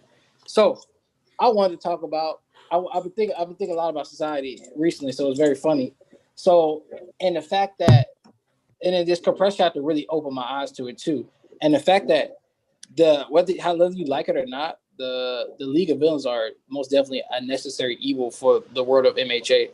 Because if you truly think about this, actions truly do speak louder than words a lot of the time. If you look at the most people like Martin Luther King and like, Malcolm X, their actions speak. Like, you could just be in the house. I could just be sitting in my house making videos, right? But is that making the same effect, or is that garnering the same attention if I'm out in these streets and I'm doing what I'm doing? It's depending on the actions you take. You can be peaceful with your actions, but people, how long does that take until they actually give a damn? Remember the riots that happened? What were those a culmination of us black people being fed up with the shit they had to go through? It's like actions speak out words. Y'all don't get it until somebody really makes you get it. You have to hit the hard knocks. For over 100 and something years, like Oji Hamura showcased this shit. These niggas have been neglecting what they should have been doing. All these fucking non-righteous ass heroes, these false prophets. And that's why you have these people who come up, and whether you like the actions they do or not, they're still always sympathized. You can't disagree with what they're saying. Like, you can disagree, like, okay, he shouldn't have killed this nigga. Or they shouldn't have did this. But at the same time, it's like, what does it take for you to take notice that there is flaws in this? Why the fuck is the KKK still existing 200 years down the line? That's not something hard to get rid of. And the League of Villains can scrounge around with no resources. Then the fucking heroes with satellites and the fucking hero network, they can't come together and abolish this shit themselves? You mean to tell me they can't abolish this shit? It takes action for these niggas to speak. So whether you like it or not that the villains are just villains and they're killing or they're terrorists, that don't matter. You sympathize with the cause because they are people who have been done wrong and dirty. It did not take a fucking millions of dollars to help Toga. It took you to just open your mind and say, okay, this is a little bit creepy, but let's curb this. Let's try to solve the issue. Let's not push it to the back burner. It takes one bad day. That's all it took for somebody's life to spiral down because you people don't care. They pushed Ujiko aside when he tried to tell you that that's the problem with the government and society is today. These niggas pushed aside Ujiko because they're like, well, they didn't want to face the fact. We just figured out one problem. We just had the court thing go down. It's not a bunch of chaos anymore. But you know what? We can't deal with another problem imminent in the future. We'll push it to the back burner. They don't want to face the ugliness. But guess what Shigaraki said? Now the ugliness has seeped through, and you can't stop it because you decided to ignore it this entire fucking time. So now it's reverberating. And there's a lot of things I've seen and seeing this is that morals like Off One was stated. He said this. He was like, "Oh, you'll be the one to stuff." He's like, "Consciousness, morals, ethics are all fabrications invented by others. People who wanted the world to run smoothly as they saw fit. Don't let these fabrications restrain you. Don't cower in fear, because what lies within you is more important than anything. You don't live for other people. Once you realize how you live for yourself, who do you go looking through at the mirror? Do you look at somebody else or you look at yourself? When you go to sleep, are you in your head or you in somebody else's head? You're in your head. You live your life. I can ask each of y'all a question right now, and then guess what? Majority of people will have a different viewpoint. It depends on how you're raised. It depends what's in your heart. So whether you agree with them killing people is righteous or not, It's the fact that this needed to happen for you to wake the fuck up and still realize that, man, we should have did something earlier. But guess what? Y'all didn't want to do something earlier. You didn't want to face these facts. It's all about how you base your values and your opinions based off of where you come from, how you feel in your heart, and all this going through. So like he said, all these are fabrication. I could say in the chat, I asked everybody in this church right now, do you think murder for revenge is justified? Some people say yes, some people will say no, and some people will say in between, or you'll say the reason is, or if this, if that. It's always an if, it's always a that. It's not always black and gray, like white and gray. Like I could say but you don't have the context of why I'm killing this nigga. You just looking at me killing this nigga. But this nigga touched my sister, or my family, or one of my friends, or people I care about, and they killed them. It's like, okay, some people agree, like, well, he got revenge or he did self-defense. Other people won't agree with you in that regard. It's all about how you base, like, somebody told me the law is paper thin, and I agree with this completely, because 250 years ago, you could have bought me for fucking 200, you could have bought me for $3 off the street, and I'd have been in your fucking yard picking cotton. And that's a fact. So in this case, is that it's all, the law is paper thin, so it's like one piece of paper, if I rip that shit in half, or like the court justice system, you see how fucked up that shit is. If I had enough money to pay a nigga off, and the right judge off, guess what? I'm going away scot-free. So laws it's so funny how it's just concepts that we create in our hearts, because like it's like, okay, murder is wrong, or self-defense. Well, I murdered this nigga out of self-defense. Well, then you get to slide being by the law. It's truly amazing to me that these concepts are so fragile, but they're so stern at the same time. So it's all depending on where your viewpoint at, where your head is in all of this. So it's simple now. I'm gonna wrap this up. It's like, they are a necessary evil. How you like this shit or not. Simple as that. We should have woke up soon. Don DeMarco. In conclusion, pee poo poo check. That's no serious for me. Oh, nice. Nicely spoken. So outside of that pee poo poo part. Yeah, all I heard was that Shigaraki's right. Kill all these niggas right now. No, the thing is, why I disagree on some level is that I agree with most of what you said. What I disagree with the heroes and with the villains here is this specification of hero society. Like they are raging against hero society, because I have not yet seen any instance of injustice which is not an effect of just society in general. And that's my problem with much of this. Like we're acting as if all of this is the fault of the heroes being around, or the hero association, which of course they do shitty things, and there are many heroes who do shitty things. But like the thing is, the same thing can happen in any society. And it's a little bit like, this is a problem. Like for example, OG is essentially annoyed at capitalism, not at heroes. He's annoyed that people use it for money. Yes. And that's the thing. But like you can't solve these problems by getting rid of hero, or by reforming hero society, because it's a problem of society. You have to reform. One says, I got to give you props for letting Rex diss Endeavor and just like maintaining focus. Because you were like, they just do shitty things. And then Rex is like your baby boy. And you're just like, I'm going to keep going. I didn't hear this thing. Sometimes you just have to say what you have to say. Definitely, like Endeavor. That's something I've maintained forever. Endeavor is a shitty father. But that's not because he's a hero. That's because he's a shitty father. But here's there are shitty parents everywhere. I mean, that's why we like OG Harima. He's an anti-capitalist. But two, yeah. Now you see how everybody will have different opinions on the things I said. Some people agree, some people won't. That's what I mean. It's all about how you view things yourself. Yeah, but like with Say's saying that the hero society hasn't done anything like overtly wrong, and it's more of an issue of society, I would disagree. Where no, like, I said there are things that hero association or the heroes did that is wrong. Definitely, I just don't see a resolution where they change any of that, because all of the issues that they have seem to be issue with human nature, not so much with hero society specifically. But yeah, that's what I was like responding to, is that. Let's take Endeavor. He's the prime example.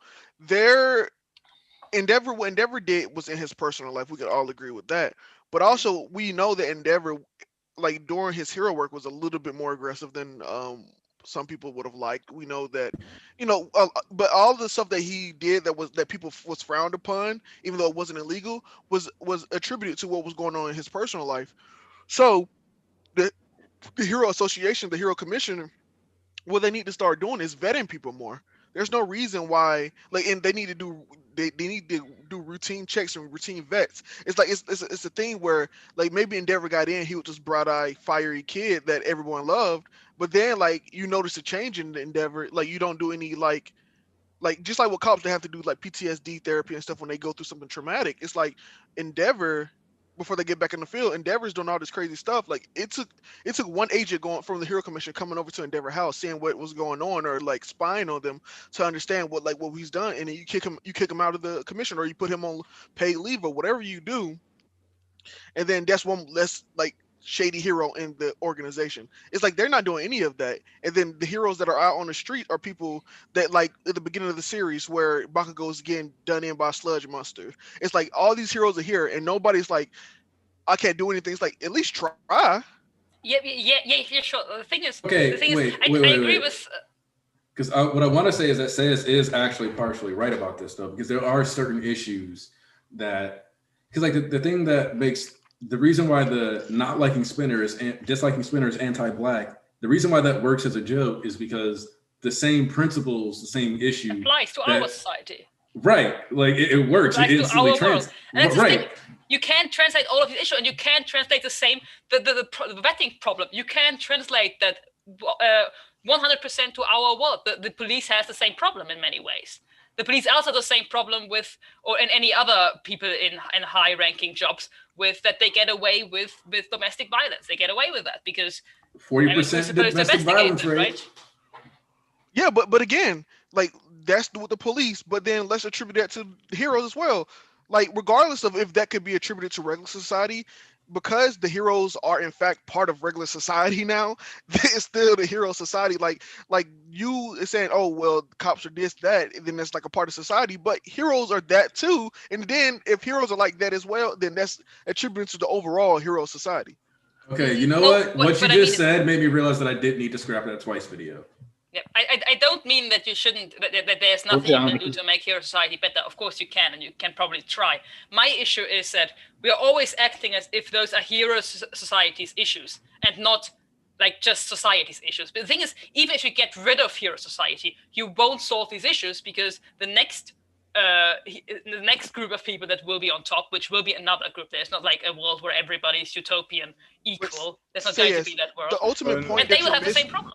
But say it's the ultimate point you're missing is that yes, if you get rid of all the stuff in Hero Society, you will have another issue. But to get to the utopia, which of course there will never be, but to even try to achieve that, you have to get rid of the hero stuff, and then you have to work on the human stuff, and then you have to work on this, and then you have to work it. But Hero Society is the new apex, it's the new top of the pyramid. So you got to get rid of that first to get to that. No, so it's like regardless, you're just fighting the symptoms. Your problems are human nature. That's my issue. No. People are greedy. Okay, wait. Before we really start, I can tell we're really gonna dive into this one, so I'm gonna real quick. Thank you, Madison, for joining the church, becoming an official member of the congregation. Thank you. Let's go. Oh, so I wanted to say something. Okay, guys, I see what you both are saying, but the thing about it, say is, if you don't, when you have a problem, you have to understand. You have to go back to the problem, understand the root, and going back to that. You know what I mean? Yeah. And going back to that. So, the Hero Society, from what we saw, has many flaws. If you want to reform it, you have to understand the problem. If the problem is the Hero Society himself, you have to get rid of it. That's and it's no. Yeah. I'm telling you. Let me speak. So you said that it's a human problem, and I will say to you, okay, but humans have always strived to become better, or to survive or to evolve. So the first thing to do is learn from this and go and trying to do better. We might going to the bad road again, but we start again because somebody will try to do a revolution or something like this. If you understand what I mean. So for what I understand from Rex, yes, if you the hero system, we can try from within, but if it for what we saw, the problem is so deep because people just to help a kid who's lost, they became that far that a kid who was for me, I see a kid on the street alone, full of blood, I'll go direct to him to help him. But they lost that instinct because they had heroes. Yeah. That is not normal. Yeah. That is Hold not on. normal. Okay. Here's the But thing. it can happen. I mean, But that's- here's No, the no, no, reality. No. Yeah. Here's the reality. Is that as much as we like say like these are all like no, people see kids all the time right. that like have that are like sniffling, maybe look like they've been crying or whatever. Teachers whose jobs it is to investigate, child abuse cases will go to your school and be like, "Hey, are you getting beaten?" And you can just be like, "No." Even if they, for example, were showed up because somebody in your class saw the welts on your back and that you showed them because it was in a Z formation. Like, hey, look, I got a Dragon Ball Z reference from the ass whooping I got the other day. And so this idea that, a child in need got left behind is especially like rampant because the Hero Society is straight up wrong. No. Let me disagree with you. No. Stop.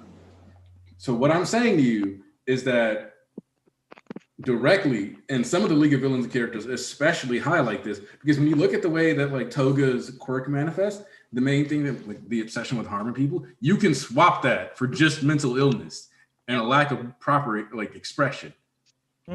So yes, it's true that while yes, narratively, like some of these aspects are quirk based, and the fact that like it's her quirk that makes her that way, so it's a quirk problem.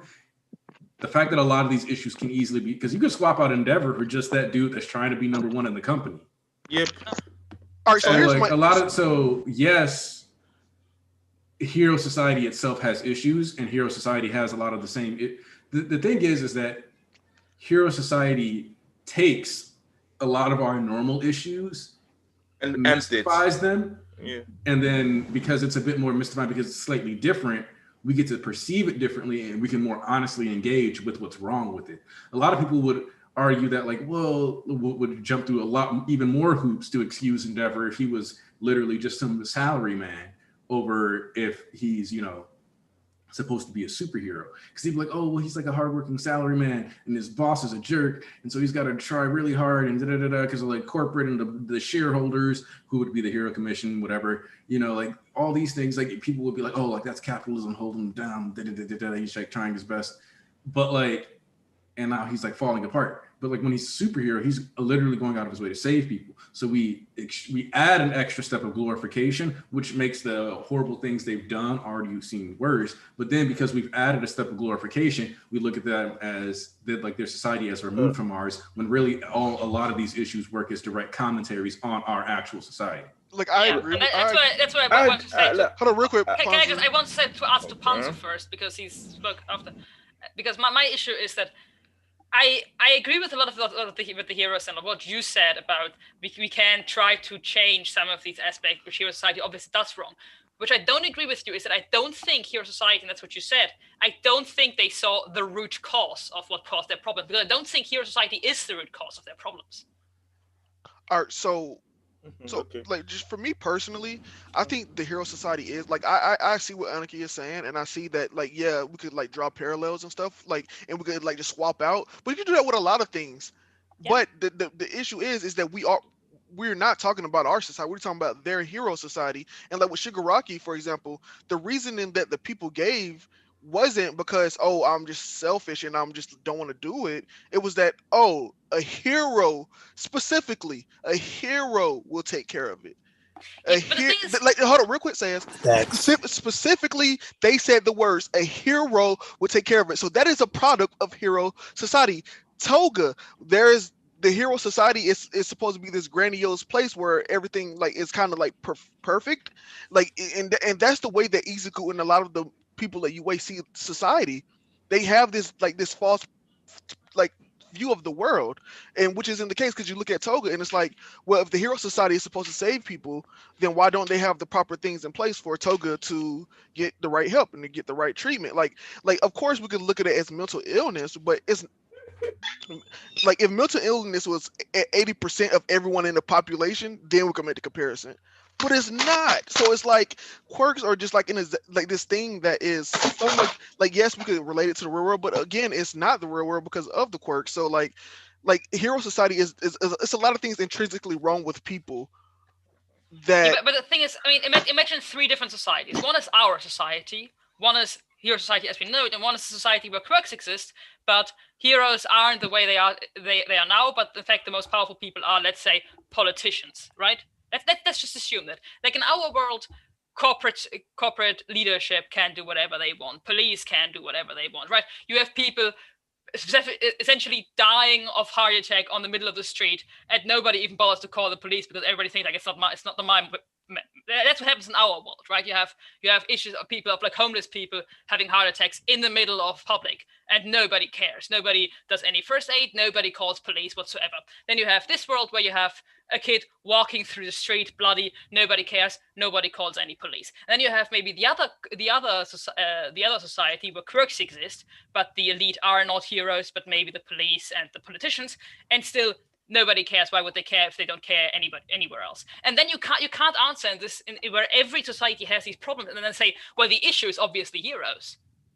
Well, no, so what I'm saying is every one of these scenarios that you presented all have their own issues dealing with some people in power, right?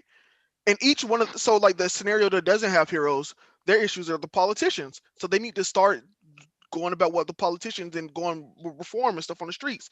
In this society specifically, it's the heroes. So like the issues are the heroes. Like it would have been different if they said, "Oh man, it's a bloody kid. Ew, I don't want to deal with it." That's cool. That's cool. Then that's just regular society shit. But they felt like they, yeah, it's not cool. But like, I'm just painting a picture. But their issue was that why would I stop and help somebody when a hero will do it for me? The hero society has conditioned these people to not even save anybody because that's one, impeding on hero work, and 2, it's illegal. Lazy. It's illegal. It's not illegal to do first aid or to call the police or whatever. No, but what I'm saying is like for example, if somebody is falling from a building and you I know have what you're saying. Yeah, so for the Shigaraki comparison, it doesn't work because Shigaraki, they could have helped without breaking the law. But they could have helped without breaking the law. But again, in their mind, it's like, I don't want to be bothered with this. That would have been the end of training style in our society. I don't want to be bothered with this. In their society, I don't want to be bothered with this, but it's okay that I don't want to be bothered with this because the heroes will take care of it. That's the issue, is that it's no longer just people not being okay being bothered with it. They're okay with not being bothered with it because of the heroes. So that's the difference. Wait. I want to know something real quick. So why isn't the problem with the people? Hey, Flo, hold on, Flo. I just gotta welcome you, man. What's up, man? How you been, man? What's up, man? Good, bro. All right, go ahead. Real quick, because that's what I was about to say too, Flo, which is that effectively what Rex is saying, and to a certain degree, I understand why you're saying it, is that fine, hero society is not the origin of this problem, but it exacerbated this issue, which I will agree with. Having bona fide certified superheroes only exacerbates the level of bystander effect we have. Because when we walk back, like, here's the thing. When most of us go past a car accident, whether we're on the public transit or we're driving or whatever, it's like, ooh, we watch. You got fucked up. Nigga, not finna miss my punch though. And then like you go to work. And so to a certain degree, like we do that in daily, or like sometimes people are like, damn, bro, he is getting his ass beat right now. Ooh, this is a good angle. Like, that's the approach that we kind of take to each other's suffering in this modern era. Yeah, I agree.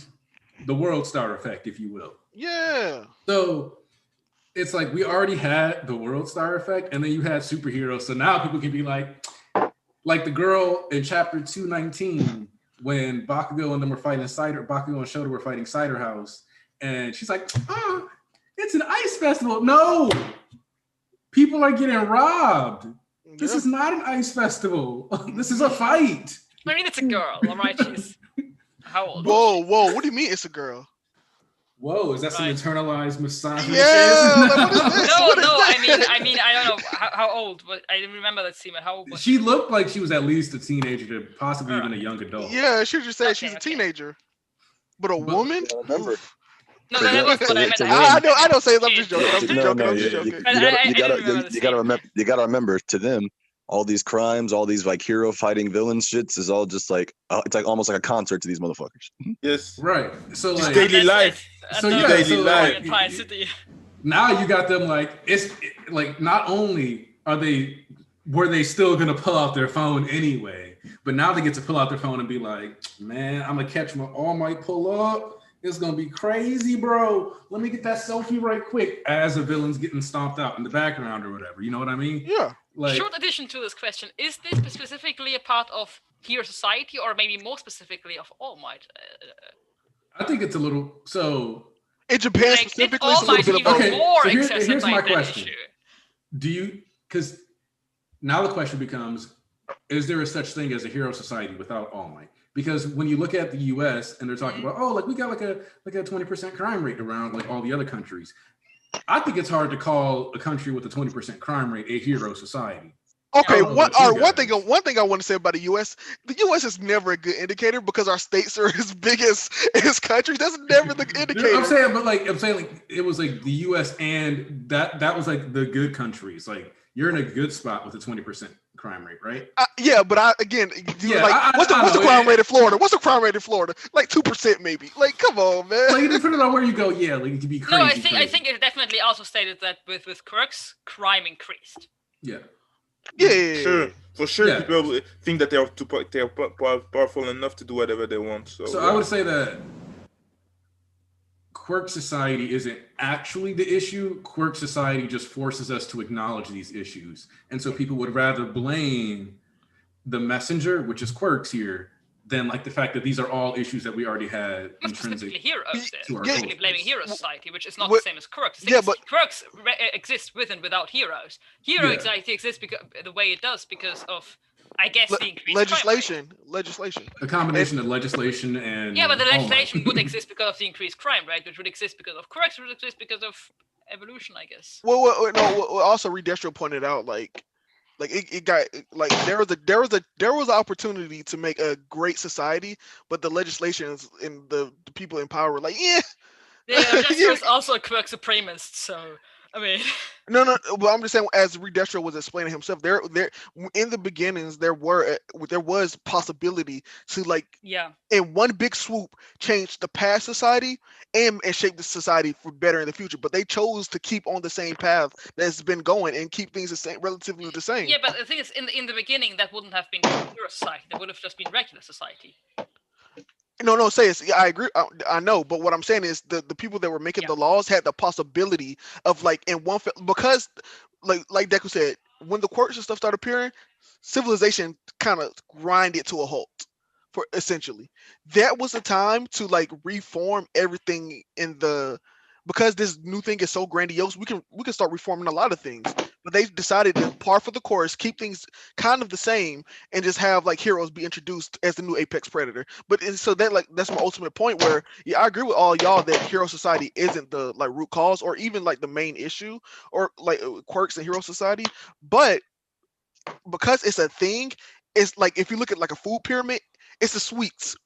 You have to get like if we like let's put like basic human like ego and intuition at the bottom of the base. That's like your grains, right? Then you have like laws and morality. Are you stopping your desk? Who's doing? No, that's not me. I don't know. I think it's Flo. Sometimes he. Yeah, Flo. Lights up. Sometimes Flo likes to do, have fun. So like, Don't we all? Yeah. I don't even want to ask what that means. Yeah, I don't. I just said it, but I don't know. You can interpret it how you will. But yeah, like interpret how you will, bro. Again, if we have like grains represent the food pyramid, and that be like human just human based innate intuitions, and then we have right above that fruits and vegetables, and like that can be like morality and stuff, and then like right on top of that we have Hero Society. if we want to tackle the root issues, we have to get rid of Hero Society first, regardless, and then we got to get down to the laws and morality, and then we go down to human intuition. Like regardless of everything that we're saying, Hero Society is still at the top of the issues that we need to get rid of. So blaming that is okay, because eventually, once you get rid of that, then we have to look at these other issues, which like, and of course, this is like the utopia viewpoint of it. This will never happen. But once we get rid of the Hero Society, okay, now let's look at our laws. Let's look at our moralities based on these laws. Get rid of that. Now let's look at how humans just naturally act. What can we do to help solve that, remediate that, blah, blah, blah, blah, get rid of that, perfect society. That will never happen, but again, Hero Society is still the candy. It's still the thing that's right there, that is immediate. And that's the reason why it's still the issue. Like, regardless if it's the root cause or not, it's the issue that they have to get rid of right now. It's a symptom they have to fight. Go for the easy way. Or you can go the Shigaraki route and just destroy everybody. That get rid of the whole pyramid, and then you just start anew. But it would be much worse Shigaraki. than just keeping Hero Society around, I feel. Kill them, dodge them, kill them, I dodge them. don't feel like Hero Society is so bad that it justifies killing the entire population. Well, no. That's not the Hero Society, but that's the whole. That's just the people as a general. That's what Shigaraki will be getting rid of. What is it? Go Pichu. There is what I'm waiting for, and I'm happy we're at the end of the arc now because I can finally get this. Is the fact that I don't know who it was who said this, but I think that on that day the heroes disappeared from the streets thing. I think it's very misinterpreted. I think that was JJ. JJ, yeah, because he's right. He's absolutely correct. Because people keep thinking that happens that takes place after the war, but they keep thinking and say, oh, what does this mean? Nigga, it means that all the heroes were put on this. They put on the war. And that's that's that's literally explained the next chapter. No, Sans. I wasn't saying because of that. I'm saying because every time y'all said, like, I heard people say, oh, this is what's gonna happen afterwards. I didn't even argue it because in my mind I was like, dude, this definitely is they're talking about before the war. Like in my mind. No, I thought about this was going to be afterwards, so it makes perfect sense to just say that it's a preparation for the war. No, because it even set it up to like. Because like in my mind, it was just so simple that this is definitely just the heroes being off the streets in turn for the war. Where are all the heroes at? And then like when people were bringing up like, oh, this is, you got to remember the Hero Society, like all the heroes are gonna vanish. I was like I just felt like that was an argument because I didn't have at the time I didn't have enough of like concrete evidence to be like, no, this is definitely. So I never just argued. Well, that was a perfect example of concrete evidence, which is when Makia fucking like ran through people's cities and they're like, where the fuck are the heroes? No. That's a lot later. That's a lot. Wait. Time out. There was good evidence when it first happened, which is what I was trying to mention earlier, which was the very next chapter. Like they're like, hey, did you notice how we normally see heroes? And we haven't seen one yet today. And then that's when Death Arms pulls up on Slide and go like, you're the only one out of the loop, you backstab and liberation nut. I mean, I understand why it's interpreted that way, because I initially also interpreted it that way. And that's because it's just like time skip, and then all the heroes disappeared, cut off the chapter. And it's kind of, you expect that this means, shit, something really, really bad happens. Well, but like, I mean, on the week of, sure, but the problem is, I still see people pushing this narrative. Yeah, today. Yeah, of course, but I understand that if once, like, you let a week pass, you let this idea fester that something's very horrible is going to happen. Some mention of empty streets, and even if you see the empty streets, it's not going to say like, okay, this is what they meant. No, if you are convinced over this week that this is going to happen, then I mean, one chapter might not just be enough to. Well, I mean, it could be a double entendre. I mean, it could definitely mean in the end too. But as of right now, people are still arguing that this meant that. Like as of right now, it's much more likely that was only meant for the war. And also, and like the issue I have with that, like this whole thing being like people holding on to it, is that I think that the villains are going to win this. Like that's just what I think.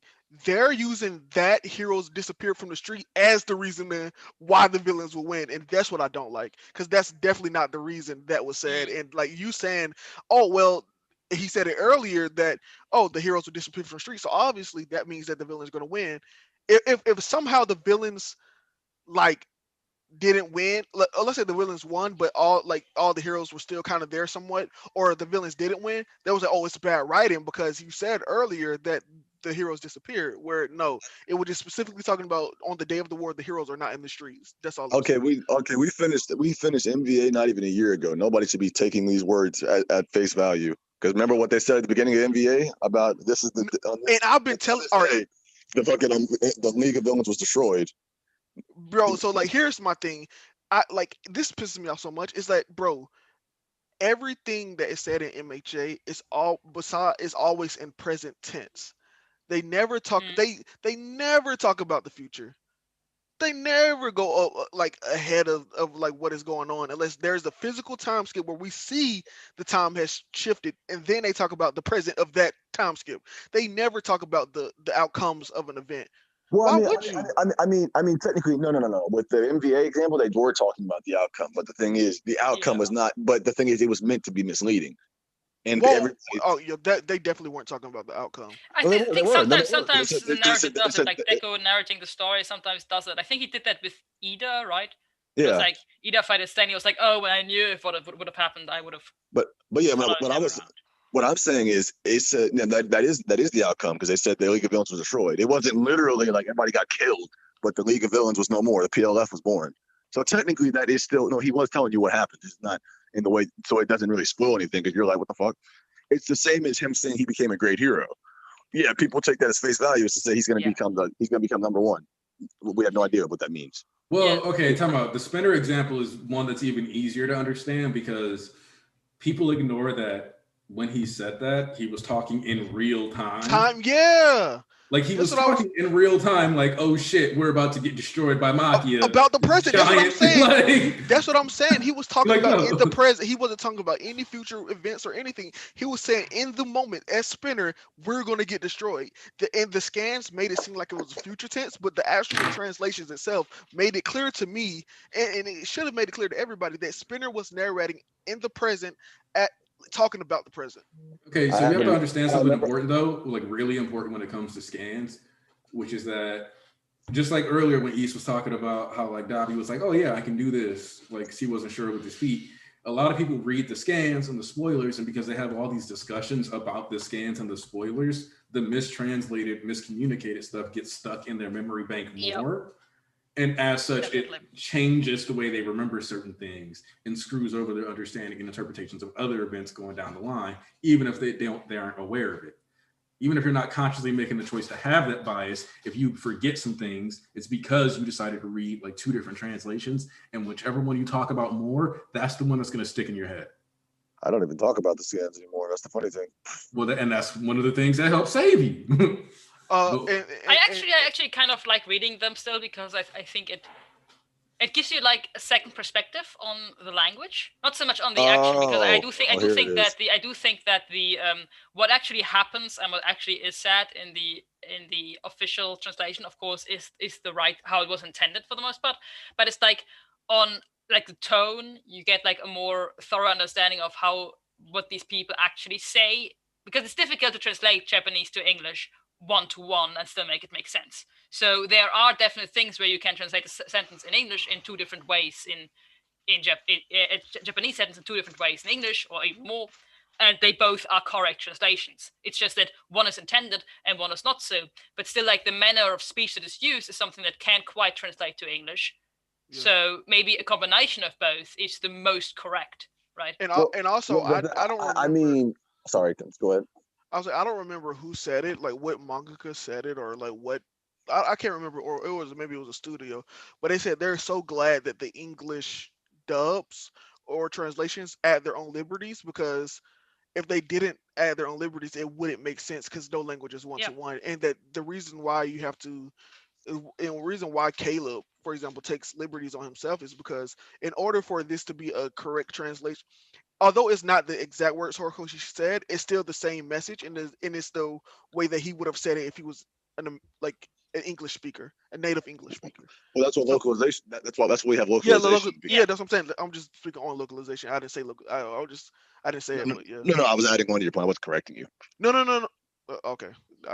So yeah, one of the things that I think people also forget though when they like bring this stuff up is because these tweaks also don't happen in a vacuum, especially with series like My Hero. Because, like Caleb Cook has mentioned, every chapter that gets released, important information has to be logged in a spreadsheet to make sure that no translations ever contradict or anything like that. Here's a fun fact. When I first read the Sports Festival, I read it on scans, and they said that Shoto put his fire inside the ice. So when I first got like introduced to Shoto, I thought he was way colder than he actually was. Oh shit! Disappointment. Because like they were right. So like they were making it sound like this dude was having like double attacks where he like shoot waves of ice and then like fire was coming out of him, and that's like part of what was making it hard. Back then I was reading back in French, so I didn't have that problem. For example, I want to make two recent examples. We have, for example, one thing where the scans right away wrote Dynamite as with a comparison to All Might. The official translation first for wrote Dynamite as Dynamite because I guess it made sense because Dynamite is an actual English word. But then now it's corrected, right? Now it's actually Dynamite with like All Might. So in this sense, the fan translation was closer to what was actually intended. So these things can happen. And another example, for example, is Machinist. Wait, there was a slight thing with that where that wasn't about what Caleb wanted. That's what he was allowed to put. So you gotta, because he mentioned that online, he straight up said like that was something that was kind of out of his hands, which way that particular word got translated. Yeah, anyway, the official translation was not the correct one in the sense, the first official. Now it is, of course, corrected. The second one is, for example, with Machinist. I do think that the fan translation, word for word, with what he said, which got a mega great backlash from fans who thought that Machinist was being like ignorant and just ignoring Darby's issue and everything Darby said. I do think that what Machinist said is probably much closer in the fan translation to the actual official translation. I think the reason why it is that way is because of cultural differences. I think in the fan translation he said something more like it's a private matter, where he very much included that what Darby said is not. Wait, I'm trying to find the. I remember that he said in the fan translation, but I have to look this up. Wait. Yeah, just look it up. Yeah, before I say something wrong. Because Genus has always been heavily focused on society and the way the actions of heroes impact it. So to me, him commenting on him like airing the dirty laundry out to destroy everything made complete sense. So he'd have to say something even more targeted at how destructive that is for me to like see that as better. And also back all right, they changed it in the scans. I can't say anymore. The thing is, I know that he said something in the scans initially that was very close to what you're doing is a private matter, which a lot of fans, which it is. I mean, the official translation are also close to that it's a private matter, but they don't quite say it that directly. And the fans, I know, they reacted really badly because they thought, how is this number one hero abusing his son a private matter when it's obviously like the most powerful person in the society? How is it a private matter?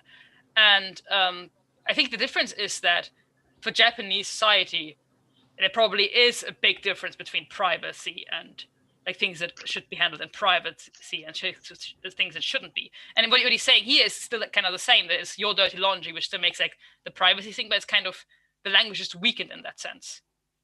Yeah. Well, that goes into character, because one of the things that I've liked about characters doing stuff like that is that it maintains their when you're on the scene and you're being a hero, there is a bit of a show to it. So to me, it makes more sense for Genus to be monologuing towards the showman aspect of his hero work here, because that's what we've always seen from him.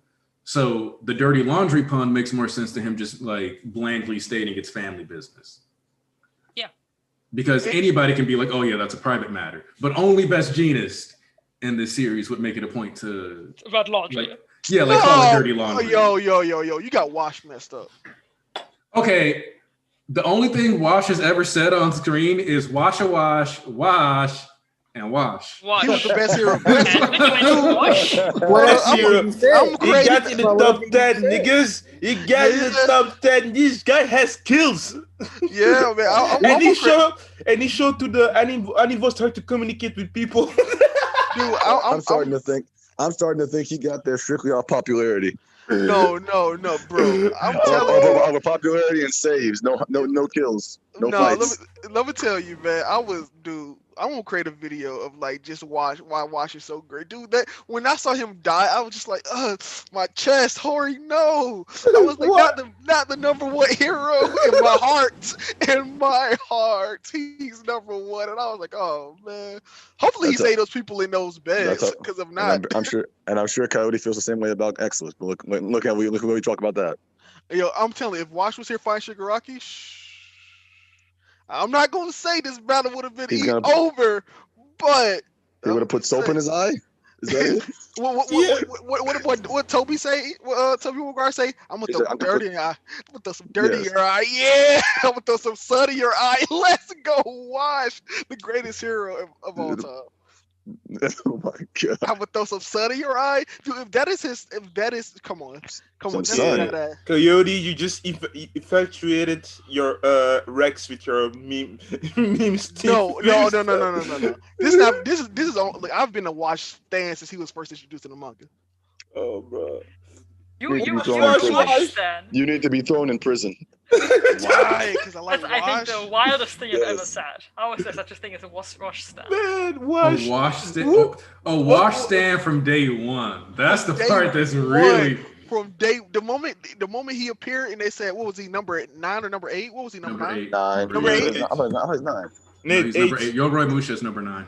Yeah. And then he was like, Wash. As soon as he did the head move back and forth, and I was like, all right, this dude obviously knows something that I don't know, and he will mess you up. Obviously, if he's if all he said is Pokemon phrases like Wash, like he said his name, obviously he knows he's messed up he's a lunatic. He has some psychotic issues. Obviously, he is not who you want to play with. Obviously. Bro, no man said Wash is a walking don't come to school today text. No, yeah, man. Think about it. They sent any voice. The guy who never talks to people to him because he had to learn better communication. Bro, like Endeavor saying all of these words. I'm waiting for Rex's Wash fan fiction. So let me tell y'all, during the top 10, Endeavor was like, I'll keep it brief, I'll keep it short. Hold on, let's count the words. Just watch me. Watch it, wash. Nigga, he kept it the briefest, he kept it the most hype. Let's go watch number 1. Bro, come on. How can y'all not laugh? He didn't say anything. He said wash. What you mean?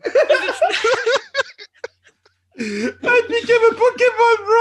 I'm sorry, I can't take the words of somebody who only uses one word as actually delivering a message. You know what? Okay, first off, you can't take the words of somebody who only uses one word. So yeah, he already messed up. No. To be fair, multiple words. Look at the psychological root. No. Think about it. Think of it like this. That's probably his own language. So his 2 words are probably fucking like 10. So they don't count. Dude, let me tell y'all. When Pikachu be like, Pika, Ash be like, okay, so you want me to go to the left and go up the mountain? That's what I'm saying. That's what I'm saying. So his 2 words are technically probably like 10 words. But come on. Nobody answered Wash, I think. Nobody understood him. Wash, I understand what you're saying. So what you're saying is this guy has a team. Wash was the traitor all along. No, Wash is another plane of existence. He was tired of not being heard and understood. No, let me tell y'all. Everybody was yelling when the Hawks came up. Like, well, yeah, Rico, yeah.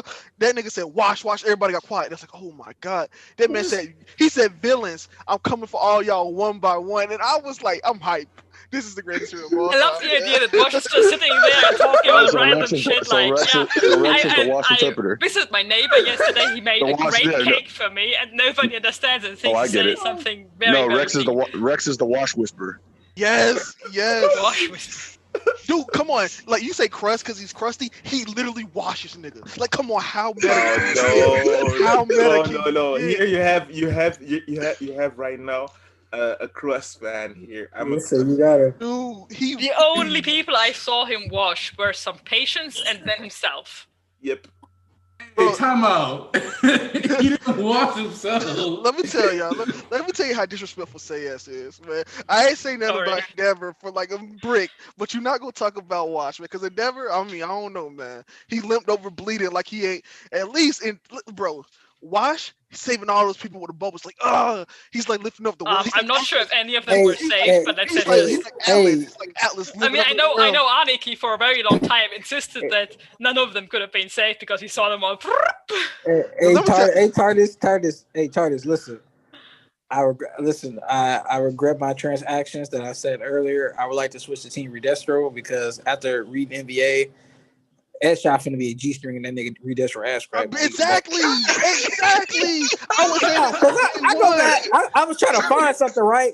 I'm trying to find something, and I'm rewatching NBA, and I looked at this nigga Redestro. I said, "Nigga, he just folded 3 city blocks." And that wasn't even his full power. I was like, you know what, bro? When we back in the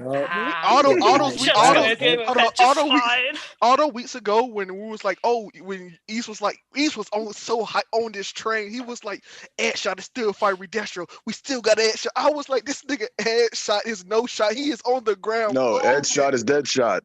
Dead shot. So Midnight Dad 2. Midnight Dad 2, we all in agreement. Look, Headshot ain't in the mud, but he is somewhere brown. That's all I'm gonna say. No. Headshot. We will see Headshot prevail.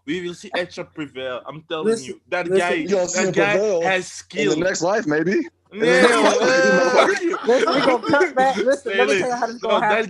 That guy has the skills. That guy can trust someone at speed of the sound, man. Speed of the sound. Can you understand that? Listen, man. Listen. You can hear him do whoosh. That guy is so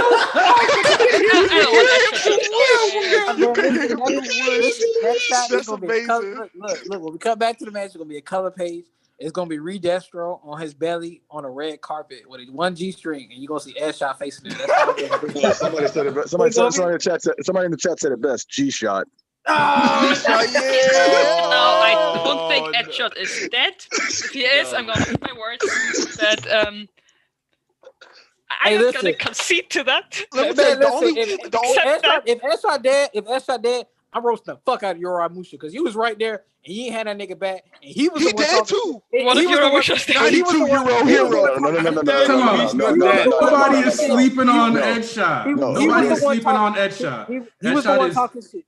Yoroi Musha should definitely not be fucking dead because he hasn't done jack shit. Nobody's sleeping on Headshot. Headshot just happens to be calmly and semi-consciously gently nuzzling Redestro's balls now. I want y'all to understand this. Every one of the top 10 has done something except Yoroi Musha. Every single one of them. I'm really for all these chapters. I've been having an eye out for him, trying to see him. He slashed a couple of niggas. See, look, y'all can't. Obviously, y'all blind. Some of y'all need glasses. He slashed a couple of niggas. Let me tell y'all real quick. The only way I'll accept Headshot is alive is if we go back to that, and then we have Headshot with his shirt off, like bloodied up, screaming like Deku was screaming on top of that trash. If that's not the shot that we get, I don't want it. I want him over Redestro's big body screaming in there. And he passes out. That's all I got to say is you capping. You ain't never. If you're capping, you ain't never yelled from paper cut, bro. That's it. That guy, Headshot is dead, bro. Get him out. No. Hey, JJ. Seriously, guys, Headshot, if he wants to kill you, he can't kill you.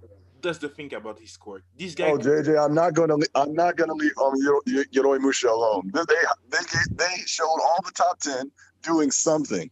They all had moments, except this whack ass old man. Yeah, Yoroi Musha definitely had like the weakest show. It's only because he was talking shit. That nigga was like, well, besides the top 3, it's all about popularity and luck and all that.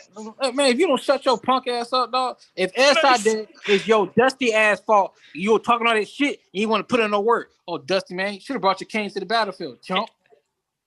Funniest thing would be if we cut back to the scene there and we see just all the villains taken out and etched and Yoroi Musha just sitting there triumphantly. That would be the best. I would be very happy if that happened. Somebody And said we can Yoroi just Musa say died of a Yorimushi heart did attack. something. We didn't see it, but he apparently But took out it's everybody. It's too bad when we That cut back. They're says, gonna be Annalisa. using Ed Shot as a fucking jump rope. Him and Hanabata and Redestro and Geaton. Oh wait, My I just mama realized said that. jump, kiss, kiss, kiss. Yeah, no, Annalisa, that says. And also, what was I gonna say? Somebody just said Yoroi Musa died of a heart attack. Bro, he ain't go out that bad. He's not that old now. He ain't go out that bad. He might as Beard well. great. Stop that. If Endeavor, who is probably suffering from a heat stroke right now, didn't have a heart attack, then Edshot won't have a heart attack anytime soon. Not Headshot, Yoroi Musa. Oh, Yorimushi, I mean, yeah.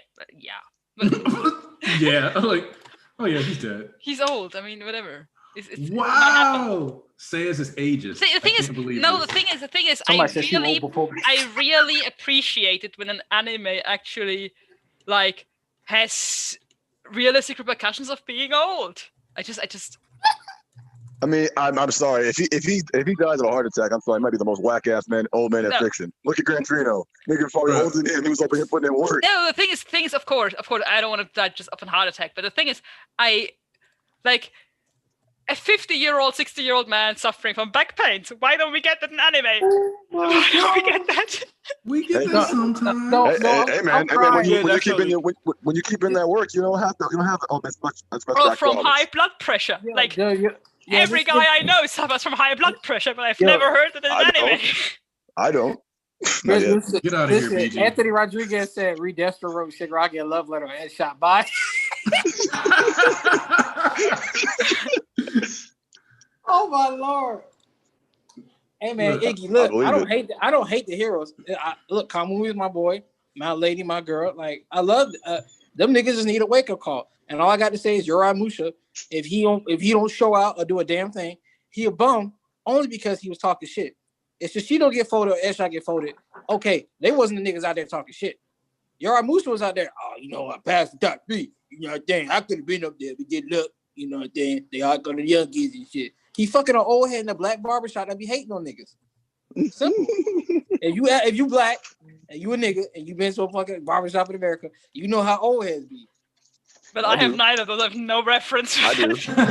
I know how it is. Yep, like know exactly what he's talking about. Yep. Nah, fuck.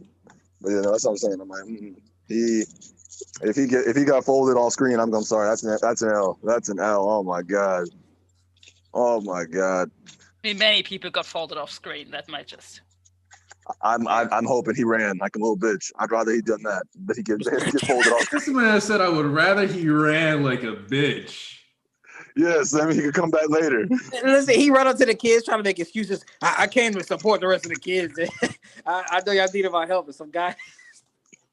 You're right. What happened to everybody else? Damn, that mean Mina, Hakagure, and I almost got a fucking chump as a damn teacher. I can't believe they was praising this nigga. I was praising this nigga. They say he got a backup. I was praising the nigga too. I said he the Batman of the universe.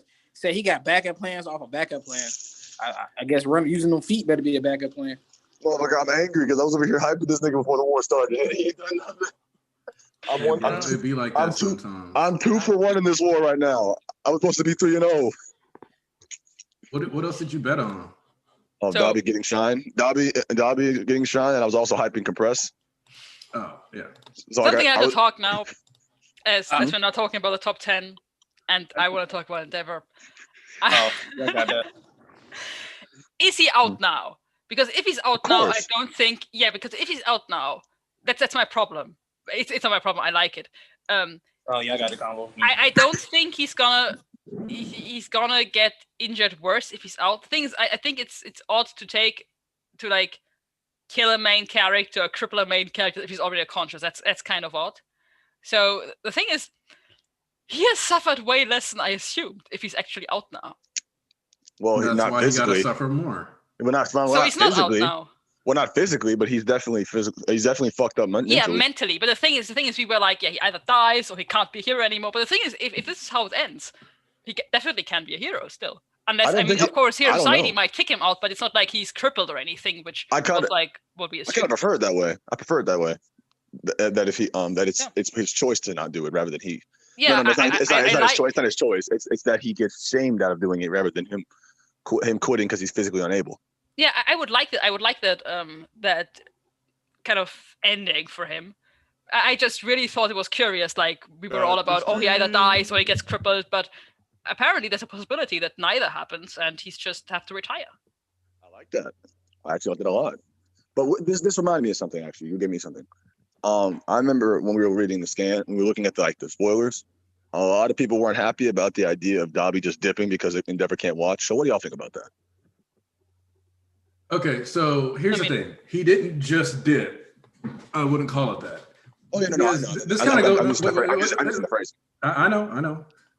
The thing though here is that this kind of goes into what I was talking about, and like what we were talking about with Rex a while back about like what are the league's victory conditions. The second that Endeavor seemingly lost consciousness, Dobby's real victory condition was gone. Like he hit every single mission, like boom, reveal everything, ruin Hero Society, boom, do this, do that, like all of that. But once Endeavor passed out, well, now killing like he doesn't want to kill Shoto because I hate you, Shoto. You just happen to be the perfect tool. Well, I mean, he does, but yeah. I'm saying that's not his motive, so that doesn't matter. Like that's not the reason why he's doing it. So yeah. So he's not doing it for that. He's doing it to hurt Endeavor. If Endeavor isn't there to be hurt by it, what's the point in doing it? That is true. So what his actual goals are, like he already accomplished his main goal. As long as Genus goes down too. Hold on, let me mute Ease real quick because he reading jump. So like if you take him down, but he's unconscious, then like you don't get the satisfaction. That's why that Todoroki estate thing comes into play. Where I'm always like, like it's like the perfect stage for a final battle. You put Endeavor and Toya there, let that resolve after he's already taken literally everything from him. All right, the only thing that's left to take is this house that you built and all the memories that are attached to it. Same as how Shigaraki got like that bit of closure by destroying his family's house. And then that's when Dobby gets to move on and really focus in on like what the league is and finally gets that last bit of closure towards his resolve towards being a member of the league and not just using them as tools. Everybody, I want y'all to remain, like, keep y'all thoughts in your head for what y'all about to say about this topic. I want to deviate really quick. I was away, but I was listening to y'all, and I say what we do now is we create a game show every week, and we say it's another episode of Will He Die? And we have Sayas lead it off, talk about will or will not Endeavor die every single week because her opinion changes drastically just based on what's going on in the chapter. So I think we need to have a game show of just like, will he die? And have Sayas take it off and lead us. Sayas, what you think? Because you have changed your opinion of whether Endeavor will live or die like 10 times at least this arc. This arc, no. What?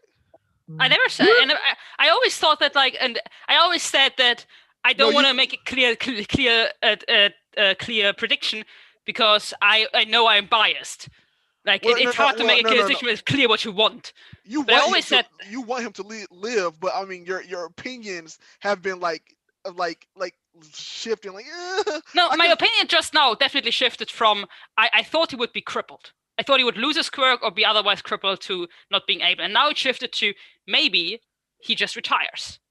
Which was something I've always liked, an option, just not one I thought was very, very likely.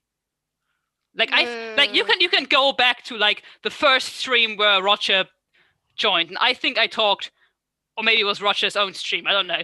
But I think I talked back then that I really liked the solution of him just retiring. But I had to shift my opinion away from that because it just seemed so unlikely that he would get out of this unscathed. Okay, cool. That's where you at now. I'll see how you feel next week. Yes, you're still talking about Endeavor? Yeah, I hope that nigga died though. I know that you hope that. I hope. When I saw him getting unconscious, I was like, yo, don't do this to me, horror coach. I was like, please. Well, please. I find it odd that you think I thought he would die because, for the last 3 weeks, you've always said like, oh, I have quietly convinced everybody that he wouldn't die. No. Saying, I always thought that you wanted him to live, or you wanted some reason, you wanted something. Yeah. But I'm saying every week, if we look at earlier chapters, you were like, I want him to live, but ooh. Yeah, definitely. That was a thing because it's kind of hard for me to say an opinion that is so drastically against what everybody else thinks when it is something I know I only want because I like him so much. The thing is, at this point, do it all the time. What you mean? Yeah, I do it all the time. I do it all the time. Yeah, I know you do it all the time, but the thing is, for me, it's like I want to make predictions that I think are likely, and I think that's difficult when I'm super biased. Oh, says, see, that's where you were wrong. Just take right here, this stream right here. Will Endeavor live this arc? Yes or no? Take a hard stance. Yes. There we go, baby. And if he lives, oh my God, says big brain, 300 IQ, you're amazing. If you're wrong, you laughed at. But it's the risk we take, baby. It's the risk we take of predictions. No, the thing is, I'm fine. I'm fine with that. If it's just a prediction I do randomly, but it's something like I don't know, when it's something I really care about because I'm really biased because I really like a character, I know that I let my opinion of the character bias my opinion of what makes sense for the story. And that is okay. I know that in the first chapters, and when we discussed it, you all made like perfect sense when you said things like, "Oh, but for Shoto's story, it's much more impactful if he dies." And yeah, that's kind of true. And also, like, I had all this opinion, like for his story, it would make the best option for his story is if he has to retire. If he's forced to retire and live with what he did. I always thought that was like the best option for his character. But you all said like things like, yeah, but he's not the main character. Shoto's much more important, and for Shoto it would be much more impactful if he dies. And that's kind of true. So I had to agree to that. So I didn't know if it's just like me wanting him to retire, or if it's actually made sense. Right, if it makes sense. See, that's the issue. Says it doesn't have to make sense to anybody else. As long as it makes sense to you, you double down then. And yeah, then but you also, I mean, I don't want to take hints on what theories to come up with. It's a double-edged sword. It's a double-edged sword, 100%. But come on, it's like the ultimate, like in the beginning of this arc, says if you would have just 100% been like, Endeavor's living, you guys are idiots, and every week you came here fighting for your life. And if Endeavor lived at the end of this arc, your metaphorical dick, you could have slapped on the table and be like, I told all you idiots I was right. That's what you live for. That brief satisfaction of telling everybody you're right. Not everybody's as toxic as you, sir. That's true, Rex, but I want everyone to be. The thing is, I really want to go back because I remember one of the first streams with Roger, either here or the one where I was actually on Roger's channel. I actually talked about how I like retiring an option for him, and if that actually now seems to be kind of an option, that would be cool. Come on, you already doubled down to say he's living, so there we go. Yeah. See, that's all it takes, man. That's all it takes. I need everyone needs to. Your tarnish is crazy. What are you trying to say? Rex, stop corrupting my goat. Says I'm not corrupting her. I just want her. Like Sayers has been on this like balancing board like since the beginning of this arc. Even before then. I normally don't really like making predictions and theories overall. Like I'm bad at it because I'm bad at picking up the clues. Like there's so many people who just pour through these chapters and find every clue for kind of theories that for me just come out of nowhere. And like I know that, for example, a lot of people picked up on Dawi being Toyarek really, really early on. I needed a while to pick up on that because I'm not that big on making theories or predictions on what's going to happen. And that's just something that kind of carries through. Yeah, I think that there's like it's hard to do, like especially with like My Hero, like because Horikoshi subverts so many expectations and he has gone in so many different directions that a lot of people didn't see coming. Yeah. It's hard. But I think that's the part of the fun, and that's what I like. Like just me personally, I love like coming in here, a theory I thought of based on some clues, and then just be like, this what it is. I don't care what anybody says. Because really, like, if I'm wrong, whatever, cool. But if I'm right, oh man. Yeah. The endorphins, the ecstasy, I was right. And all you heretics that said I was wrong, y'all are wrong. Yeah, that's fun. That's not that. The thing is, it's not important for me to come up with theories that I have to be right. I really like coming up with like scenarios that might happen that I find interesting, that I want to happen because I think they are cool. Because like the thing is, I like the retiring thing because I think that would be great for his character, not because I think it made necessary sense for the story overall, or because it made sense for the other characters around. Just because I think that for his character, that would be the best outcome. Mm-hmm. And so it's not really a prediction. It's just this is a scenario I thought would be really cool. It would only been a prediction if at the beginning of the arc you doubled down and said, "No, I'm Right. predicting this is going to happen." But Right. now you have a Hey, little bit more to work with, and you have like like for me personally, it looks like he's going to live, but I will be so happy if he doesn't. Yeah. But like you've converted me as well on the Endeavor is probably going to live train. y'all can- y'all- Woo! like I said, Wait, time out. I 'Cause love I at just want this to point point, out. if he wait. dies, all of us would be like, what? I just want to point out that like Sayas was like, this entire time, Rex, you've been accusing me of weaving my threads into the very soul fibers of everyone's being, just sway their hearts away from the idea of Endeavor dying. And then Rex is like, you've been doing this for a while. He's talking about how he's gonna live and da-da-da-da. But you know what, Sayas? You're right. Despite all the corruption you've done, you are correct. Like it just like if the like Rex and Sayas faction teaming up. That's wild. no, it's just this arc. I mean, this chapter in particular. Like before now, I was still on the, this dude is 100% is dying. After this chapter, it's 70-30 that Yeah, he's the thing he's is- the 70% thing he's is, gonna live. If 30% he gonna die. actually is unconscious, I think it makes little sense To kill him. to kill an important character that is unconscious, because you kind of want like a good last scene, and you won't get that if it's incautious. Well, It might it's be not even realistic to do that, but what do it's you not expect to what you happen? want. Like, do you expect do people expect fucking Shigaraki to kill him? no. Monica, Okay, check so your phone. no. What I'm saying, which especially with the way I view it is that the way Dobby feels, he wants Endeavor's last breath to be taken looking at him, look at his failure, looking at Toya.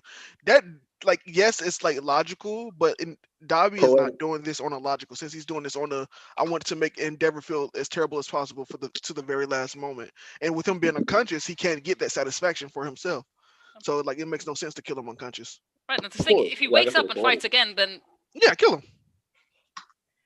If Endeavor wakes up and start fighting Sayas, I'm changing my whole tune. you're changing your mind, of course. Again, yeah. But right now I'm on your side. No, if Endeavor gets up, he's at least losing a leg or something. I don't know. Something crazy happening to Dude, him. at this point, if he gets up, he's done. Go ahead. Aniki, check your phone and what's that? Are y'all finished talking about Endeavor? Oh yeah. You're right. Because We might as well give them time so they can prep up. Archbishop East had an interesting idea for the Billboard chart. What? He said, Everybody shake your ass. Hold on. My fault. Autocorrect got me. He wants people to track. What? No. Don't worry. He said everybody twerk so that you be more ready for this next idea that's only slightly less crazy, which is that we host a poll and have everybody vote on their favorite bishops and people on the podcast, and then that's how we'll structure our top 10 for the stream. So we're not going to get washed by Sayas. Yeah, so the chat, you guys will basically the chat. Of course, we will I'm hold gonna a be on strong that. poll very soon. Okay, and guys, will be you voting know for who your to favorite. vote. You know who Of to course. vote. Well, of course, like I said, I talked all that shit about Yoroi Musha only to get in the same spot as him. Oh God, I feel like BG gonna be like 6 or 7. Oh God, he gonna be like 6 or 7. I'm gonna be crushed. That's what Where was Morai? He was at. Okay, so fun fact. There was a point in the server where I saw that I had like the number 6 rank, and I was like, either I need to start messaging a bunch, or I'm gonna slow down my messages so somebody else takes rank 6 in the server rankings. So I ain't gotta be the fucking crust of the server.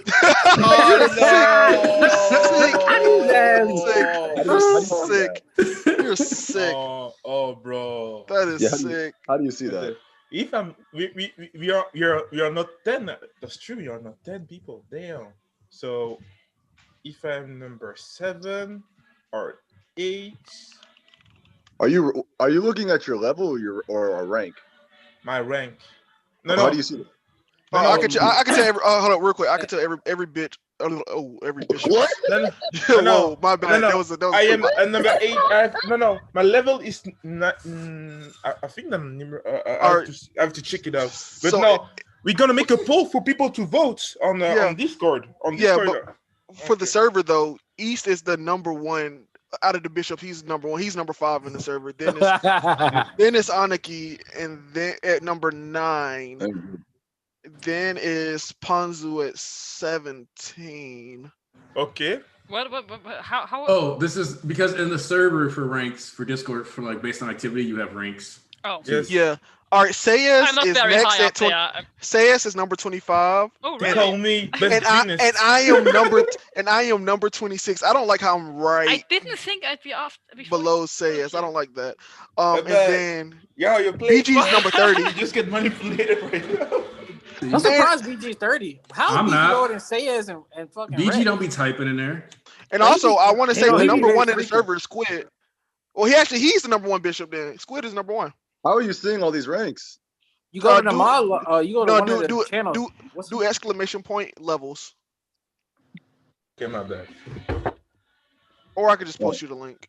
No, I'll just do it. I know how to. I'm in the bot chat right now. Yeah, just do that. Yeah. So basically, soon we'll be holding a straw poll for everybody to vote. So vote on your favorite member of the church. Yep. And it better be me for hosting the damn streams. Okay. That's crazy. You know what to vote? The one who loves you all, who give attention to you all, even when you're in the chat, guys. You know what to do. I just want to say I hate all of y'all in the chat, and I better be number one. There we go. Oh wait, that's getting worse. Anaki's JJ Coyote, give the agenda, bro. Push the agenda. Push the transfer agenda, bro. I'm counting on you. Yeah, Anaki's Yoroi Musha. Okay, that's better. Yeah. Even though it should be Watkins because he's the oldest one on the server. Let me tell y'all, the votes are gonna go like this. It's gonna be Sayas number one, 100%. She had her fandom isn't the loudest, but they're like strong. Like they're like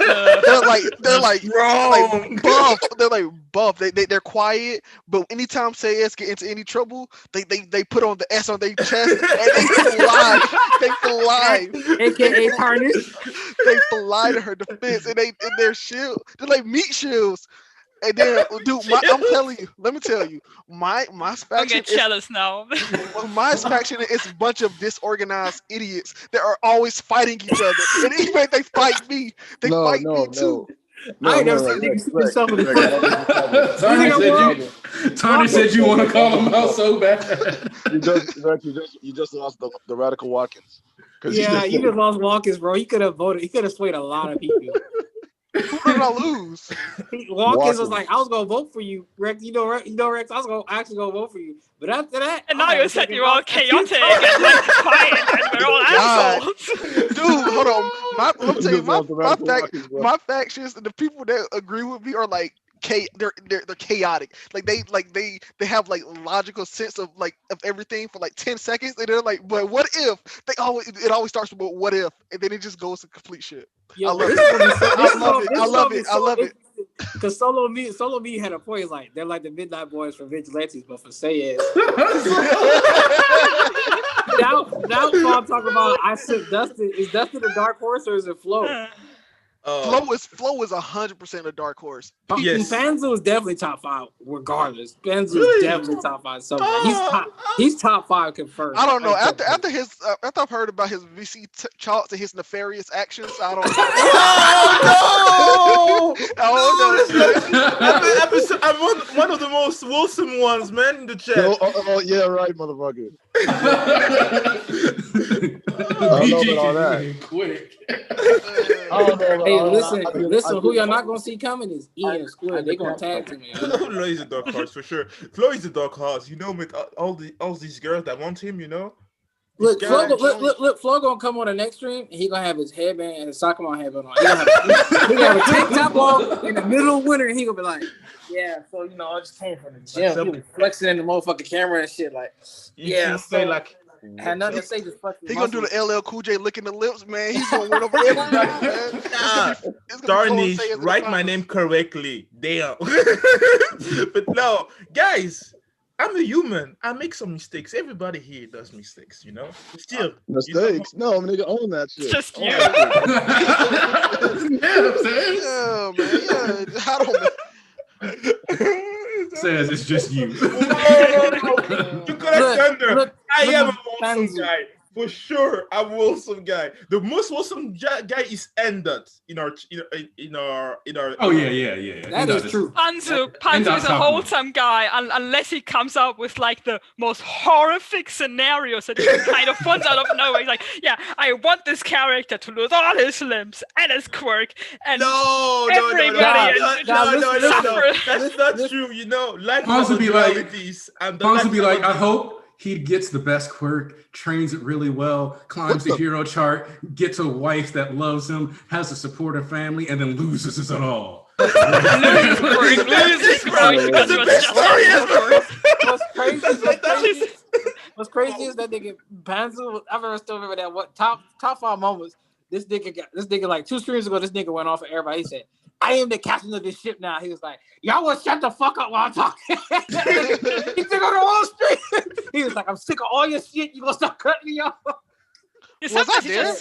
Yeah, Panzu, he ran the stream because he was tired of getting cut the fuck off. Was I there for that? True, I remember. That shit was hilarious. The say ass simps, we'll see how they stand out. Yeah, we'll see how let me tell y'all, man. I love this community. Let me tell y'all, man. I'm like the Joker, man. Sometimes, I'm a clown and I'm chaotic, but sometimes, man, I have these grandiose goals. Sometimes I just like to see somebody get upset or just to have a little laugh, and it's okay. And the people that follow me, JJ, y'all feel the same way, man. Yeah. JJ. Dude, JJ likes me. I don't know why he's in your faction, but JJ, please put the things Well, in the of course correct he's in his faction. No, in of course he's in his faction. the You're in his faction too. correct situation, bro. Stop saying stuff that are not in the. Don't try to take words like don't do the media right now. No, you don't get it, Ponzu. Yeah. He's in Rex's faction, but so are you. You are brothers. Yeah. Bro. Let me tell you. No, JJ has so much love for me, it's ridiculous, but he will never admit it. Look, JJ gonna be the one to vote. JJ gonna be the one to vote for me, and I'm fucking laugh my ass. I just want to say, I love all my fans, even those who just vote for me because it's a joke. My goal is always to make people laugh. I don't give a fuck. Okay, guys. Everybody on their campaign speech right now. Here's what we could do. Everybody send me like a 30-second clip, and then I'll clip together all the videos, and it'll be like each person's ad campaign for why they should get voted for. You don't have to use your face either. If you just want to turn the camera around. No, guys, Squid is number 2. After saying it is Squid. Squid is really the hell, BG? I think Squid is the favorite. I think that's Squid is the favorite bishop of everybody here. You know, Squid stuff on the Discord. He's the true one. He comes up for the injustice in the world. He's true to himself. Fonzie trying to win the vote by seeming like the most sympathetic and nice dude. You ain't fooling us. I don't know if y'all looking at the general in the Discord, but I don't know. Like fucking Enda just spit a bar just right quick because fucking Squid said crazy how I'm number 1. I might be the all might of this chat, but fuck that nigga. I'm all for one. And Enda but then Enda said moving up in silence like the G's in lasagna. Bro, that's a Lil Wayne lyric. Oh. I say it's a bar. Where's the chapter release schedule? Let me see. Dude. Somebody asked what days we're getting. So Rodat said Rex faction is gonna end up as everyone. Yo, it's true, bro. Like I'm telling you, like it doesn't take much to like convert over. It's like a plague. It's like a little hit. It's just like as soon as that Rex contacts you a little bit, it'll call it a Rex virus, R virus. As soon as he got the decay, like shit. Dude, soon as it touches your body, it's like, well, at the moment you give in to chaos and ignorance, you're already on my side, whether you agree or not. There's powerful niggatry at work. Yeah, man, I'm telling you. That nigga will lie. That nigga will Okay, wait. Also, because I was asked about chapter release, 295 will be the last chapter of this year because December 27th, as far as I remember, is a jump break. And then we get chapters again January. It would be January. It would be January. Yeah, third. He's right. So that's when I'm expecting that to come in. Okay. I might not be that long on that stream because I will normally have exams that week too. So Oh Jesus. Earlier, What? okay, what time during the December. day do you have exams though, Ponzu? Because the December 27th stream might be later. They don't Have give y'all. exams? No, no, no. Not I'm about to say they don't give y'all. No, no, they no. don't give y'all niggas Christmas break, bro. No. We get Christmas break to study. Literally. All right, yeah. Afterwards. I have tomorrow. Tomorrow I have like my French writing exam. It's French, so I can handle it. If I talk here on the stream. But yeah, next to this, I have just studied. I just have to follow my courses, study, and then in January we have like our exams period, our exams. And so yeah, I have to not only to study, but I have to be in the mood to go there and perform. But next to this, yeah, I wanted to say something, but I forgot. But yeah, thank you guys. Really, thank you guys for all the love in the Discord, the chat. We all love you here. You see how we are. And Aniki, thank you to give me the chance to live this. Really, man. I'm a happy man right now. You're the blessing of this year for me, really. I had a bad year, and you're the blessing of this year, really. Thank you. Ponzu, I don't even know how to properly respond to that outside of saying you're welcome. that was shockingly wholesome. So I was taken aback by that. You know what I am? I'm awesome. I don't know about all that. I'm like, yeah, no, It's a I might balancing have to chill on that, act. though. Might have to chill on that, man. Fuck all that. Wait till y'all find out that Say has already got 8 Endeavor body pillows. Yeah, wait until we, Yo, No, Say, wait, do you have a wait, body wait, pillow of wait, wait. Endeavor? no, wait until we find out that fucking Saya stole like 50% of the vote. Oh no, Say has some body is. It's gonna be tragic. Oh. That said, I just want to see how much that I will get against you guys. I'm the new one here. I might become in a storm like Nigga, slime. you're not new anymore. Stop fucking new. Let me tell you. So this is how my votes are gonna go. I'm 100%. Either I'm gonna be number one with the highest votes, or I'm gonna be 0 because everyone just to fuck with me is gonna not vote for me, even though I'm telling you, it's one or the other. There's no. I'm telling you. It's either I'm telling you, between. No, people like JJ will vote for you because they, I'm like you said, they never will accept at the end what they really love about you, what they really feel inside. They will vote for you. All right, JJ, do it. I said it before. I'm everyone's second favorite. I don't get votes. wow. Wait. Bring out the Shoto fans audacity. Shoto fans will vote on you, man. All the Shoto fans. Let me tell you how full of shit BG is, bro. Literally every chapter he has his little brigade in the chat.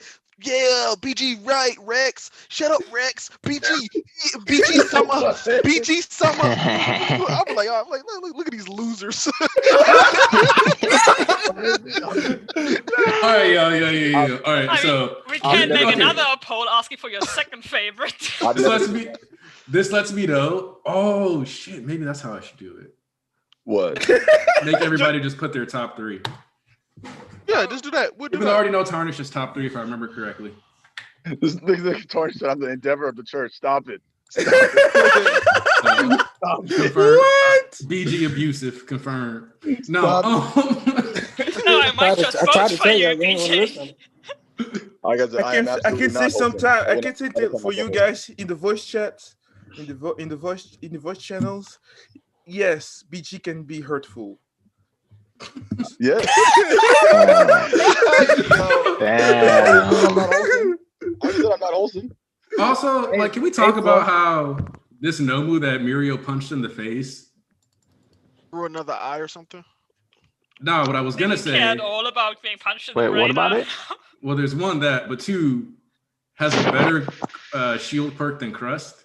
Oh my god. Oh, Wait, no. why you said that? Wait, no, really? stop with the See, he's got like the plates coming out of his shoulders and stuff. Stop with the But stop with this. No.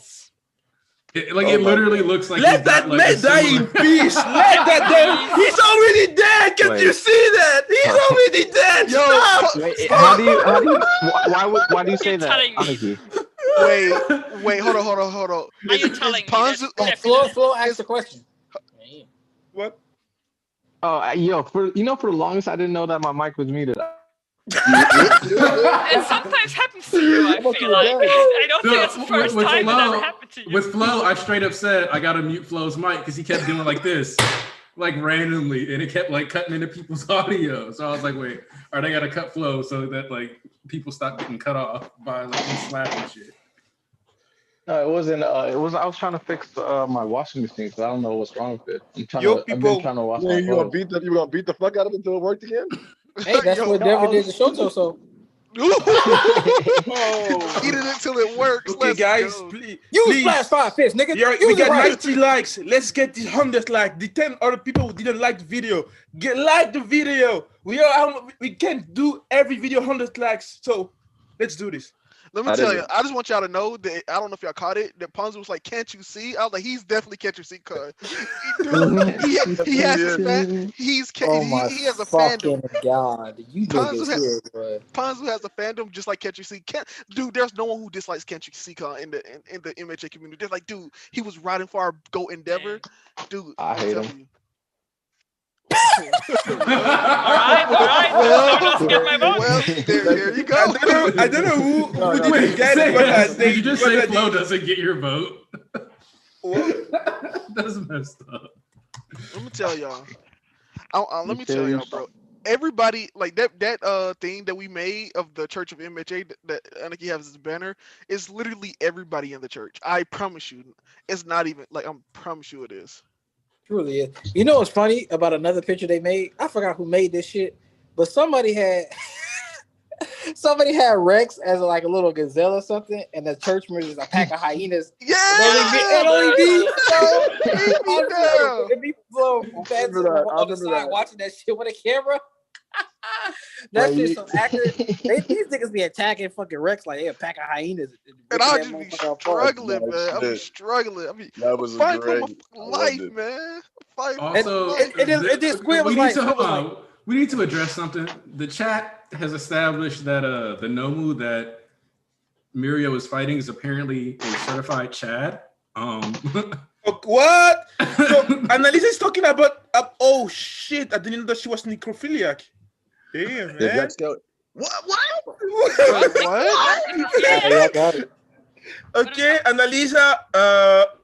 See, this is why you're not wholesome, Ponzu. Exactly. This is what I'm just reading what I'm seeing right now. I'm so shocked that I don't know what to say. How did that come to be? Yeah, I didn't follow the chat, but I listen. If y'all read the chat, you will understand. I thought that she said that I called somebody like a rapist. I said no. I said that he might be, and then I see people saying that she likes the Nomu. I'm lost. The Nomu are not dead. Hell, they're using dead corpses. They're pretty dead. I thought so. I mean, not Shirakumo's not alive. That nigga. Yeah, but he's not. Something in between, right? I mean. Shirakumo dead. Leave him. They took a dead corpse. They're just turned back on. If you're dead, then they use the defibrillator. What do you mean by chocolate tender? What do you mean by that? I did nothing wrong. Wait, what the fuck? Yeah.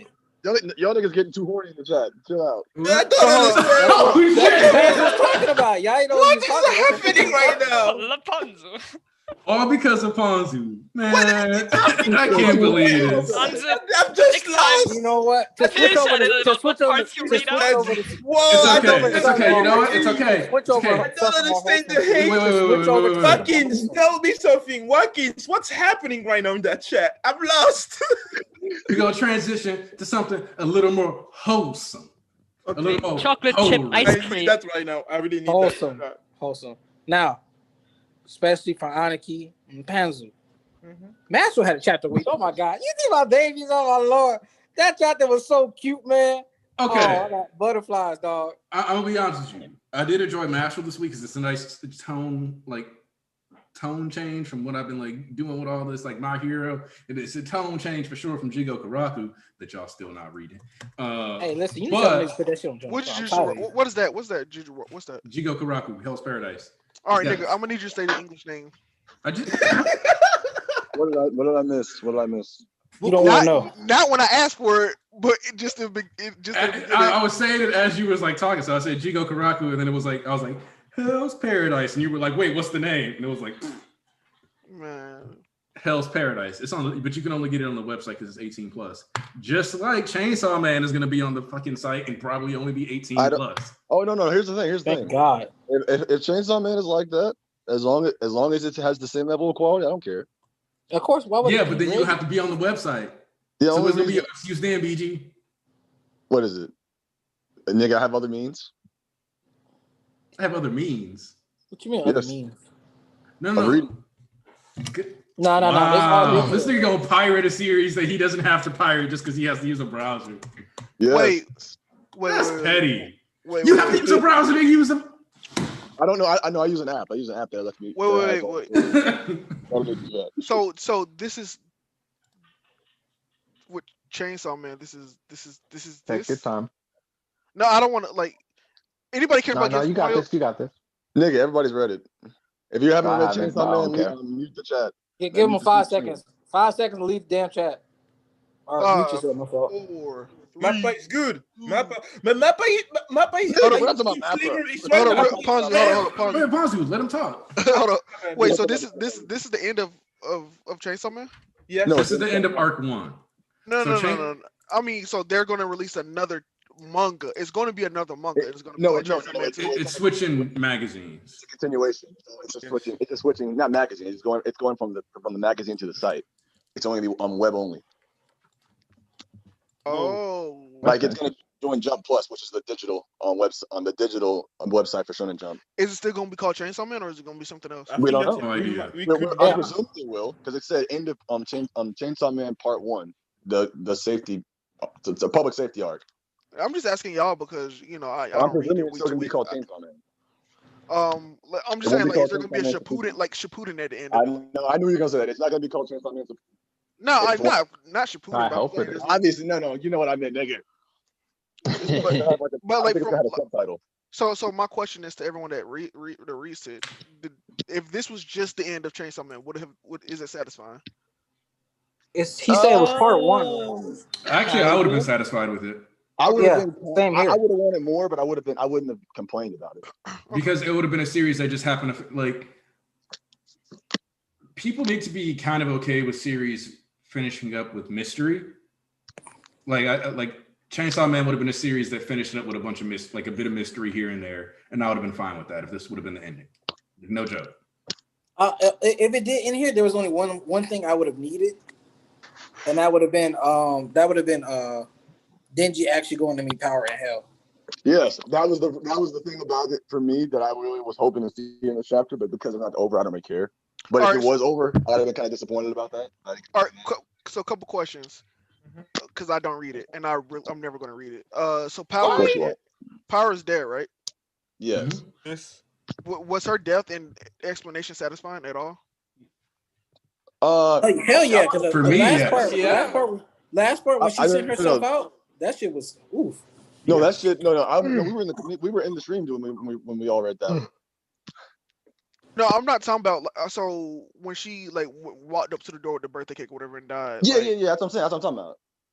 So it was explained. Like stuff was explained afterwards. So basically, there was what happened was there was the scene. I know you seen like the scene where they were in a bath together. They beat each other's necks, but they weren't having sex. It was just like them. They're like them meeting each other, like are coming together, connected in a sense. But when they did that, her blood entered into Denji's. And she came back later on, and then they had a full-fledged combo, but she sacrificed her life for Denji in a sense, and she helped him out. They gave more power. So her send-off and her death was basically like, but in hell, the devils are reborn, but they just don't have the memories of the past. But she said, come find me in hell. That's what she literally stated as her last send-off. Okay, so hell is a thing in the series, cool. And this is Makima in this last chapter? Well, it's not. It isn't her. It's the control devil. And so because you get reborn when you die in hell. I guess she died in hell. No, actually, no, she got eaten by him. So that's the weird part about her being. Actually, that's something weird about that. She got eaten. So shouldn't she have been erased? No. Because she he's didn't not the Chainsaw Man. He's Denji. So when he ate her, the devil just went back to hell to reincarnate himself. Oh, okay. Yeah. Well, yeah. So he ate her. Then she went to hell, and she died in hell, and she got reborn. Okay, cool. Those are my questions for Chainsaw Man because I'm just never gonna read it. Cool, thanks. What the hell, man? That's fair. No, that's fair. Because here's the thing: is that while I don't agree with Rex's notion that Chainsaw Man is mid, I do agree with like not bothering to keep reading things that you don't like. That's When I was reading JoJolian, like I read like 40 chapters of Part 8 JoJo. And then I skipped ahead because I hated reading Part 8 JoJo. And I read just the Part 8, like the chapters of Part 8 that came out in 2020. Just because I wanted to be nice and give it a fair shot for the JoJolian stream or the Greatest Manga 2020 stream, Roger. But that didn't change the fact that I fucking hated reading the series and I thought it was mid as hell. Not even mid, like actually bad. Well, that's the thing. Like, it's like when I read Lord of the Rings. It's garbage. I hated it. Yeah, I think no. I think I think that's fair. I mean, it's more about I didn't know he actually read it because he said I'm never going to read it. So I'm like, oh, no. He already. No, I've read over 50 chapters of Chainsaw Man and Jujutsu Kaisen. I've given them their fair shakes. They're not for me.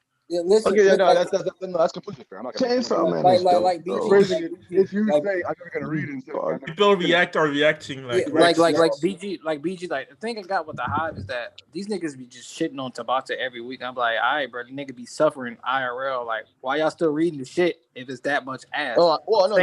Same thing with Dustin and One Piece. Is like, listen, why are you putting yourself through? Like, I know he don't read it now, but I'm just saying, like, the concept that. Why are you putting yourself through this if the series is this deep in and this nigga just keep falling hard? You're not pleased. Or the same thing with like these series that already got like 50, 60, close to 100 chapters. Like if you're not pleased, stop pushing yourself. Oh yeah, that's what I'm saying. Most of the people in our group chat don't even read Webhover anymore. We all used to, but most of us dropped it at the same point, which was at their Elvar. Like me, I shit on it as jokes. But it's always but I've always dropped it. I don't read that shit weekly. Fuck no. Because I read 140 chapters of it. I mean, I pushed myself to do that. I hate that shit. Yo, Chocolate Thunder. Hold on, real quick. Chocolate Thunder is hilarious, bro. He had this very controversial take and retracted it. Chocolate Thunder. Again, it was correct. Oh my god! I was just about to say that we have heretics in here who actually believe that BS. Like, no, what did he say?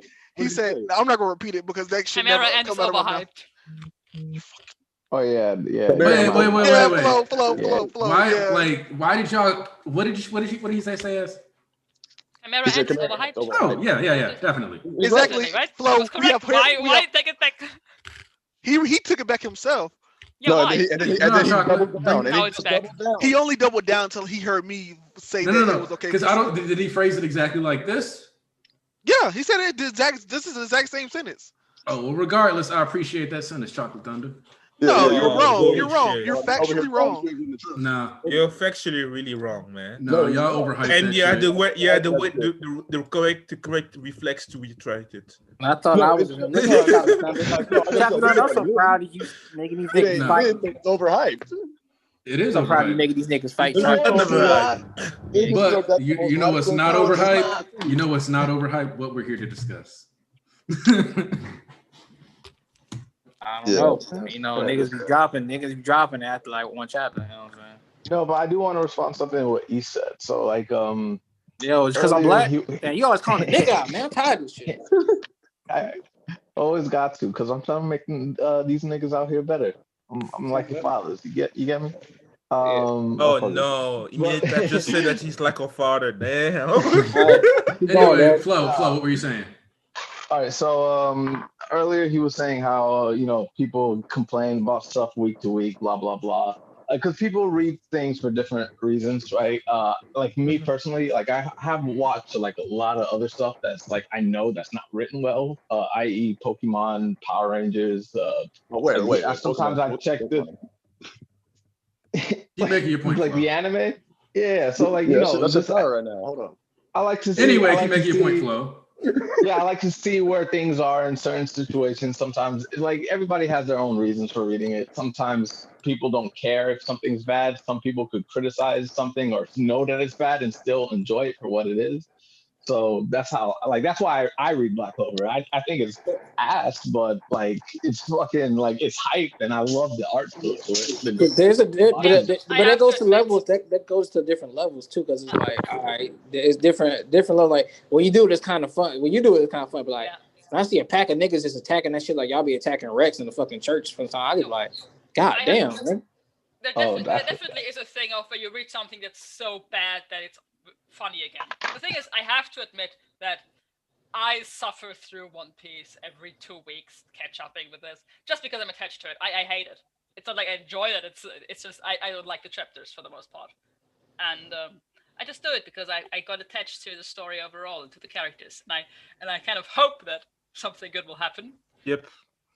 There's a difference. Like I said, there's a difference with that. There's a difference when you, like I said, you already invest this much time, but then the quality dips, but you're already fucking 800, 900 chapters in. That's a whole different ballpark. Yeah, I I mean, it's a difference to giving something 20, 40, 50 chapters and saying, well, it's not for me. But if you already have like 800 chapters and 10 years of being a fan under your belt, you're like, yeah, just stick around for one more year. Yeah, my thing with Flo, he can admit, like he just said, like, well, it may be trash, but there still is some hype to it, and the art is still good. Like so when he's talking about Black Clover.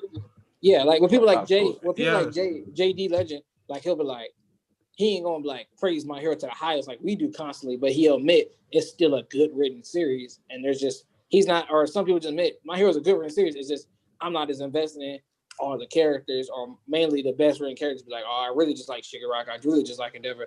That's okay if it's not for you, but as long as you can admit that structurally, at least structurally for a casual, it's at least written on an 8 out of 10 scale. Just narratively, the story is concise and makes sense. When you get deeper into it, of course, it upgrades. But from a general standpoint, it's basically a 7 or 8. It's no lower than that. Like even if you don't like the series itself, it's just that just the writing is consistent. The moments are good, but then when you don't value or you don't really care, then it's no investment. So Rex saying, Rex is like, all right, I'm not really feeling JJK, but he'll be like, all right, the fights are still good. I just don't care about the characters. That's fair enough. Nobody finna get offended by that. But if something's not for you, it's just not for you. But I don't understand why you would suffer through it every fucking week like a bunch of imbeciles do in the TL. Like, I just don't comprehend that. I just got back. What are we talking about? Are we just talking about people putting themselves through hell for no reason? Yes, for myself, some people just want to be on the loop, you know. Some people just want to be on the loop. But the thing about it, for what is for me, my ass. For myself, if I can explain for myself, is that an example. The first time when I watched Fairy Tail, I really had a fun time with it, you know.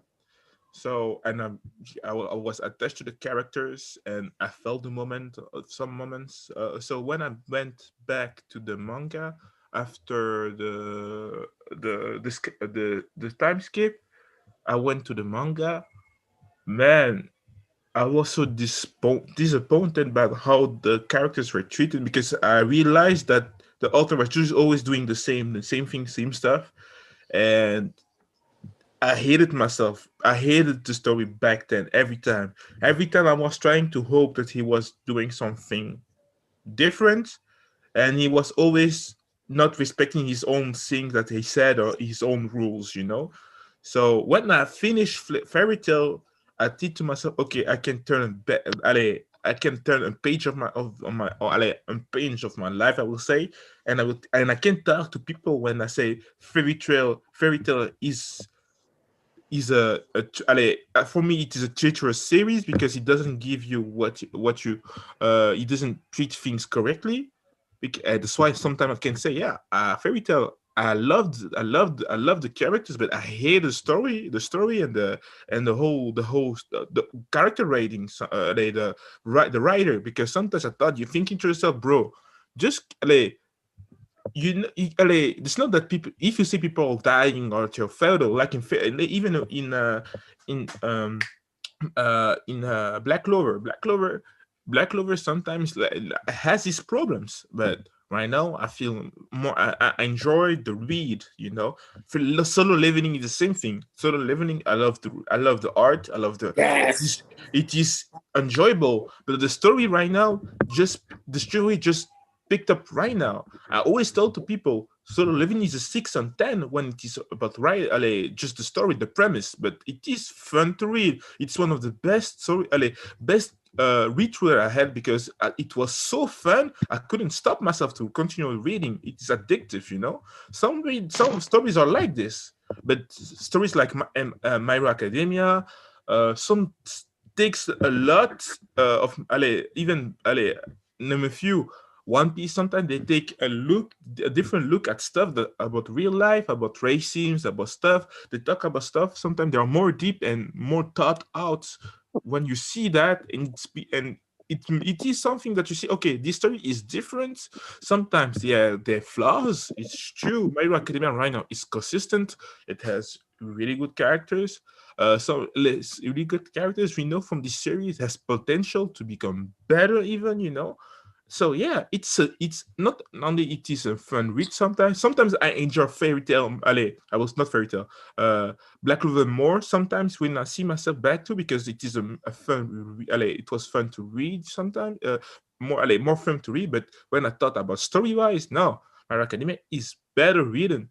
Sorry, the fact that uh for Deku reminds himself that when he uses 100% of his power, that when he gives 3 more punches, that he can lose his arm. The fact that we are reminded to it in the chapters, it is something that we sorry man, think about Luffy, Asta.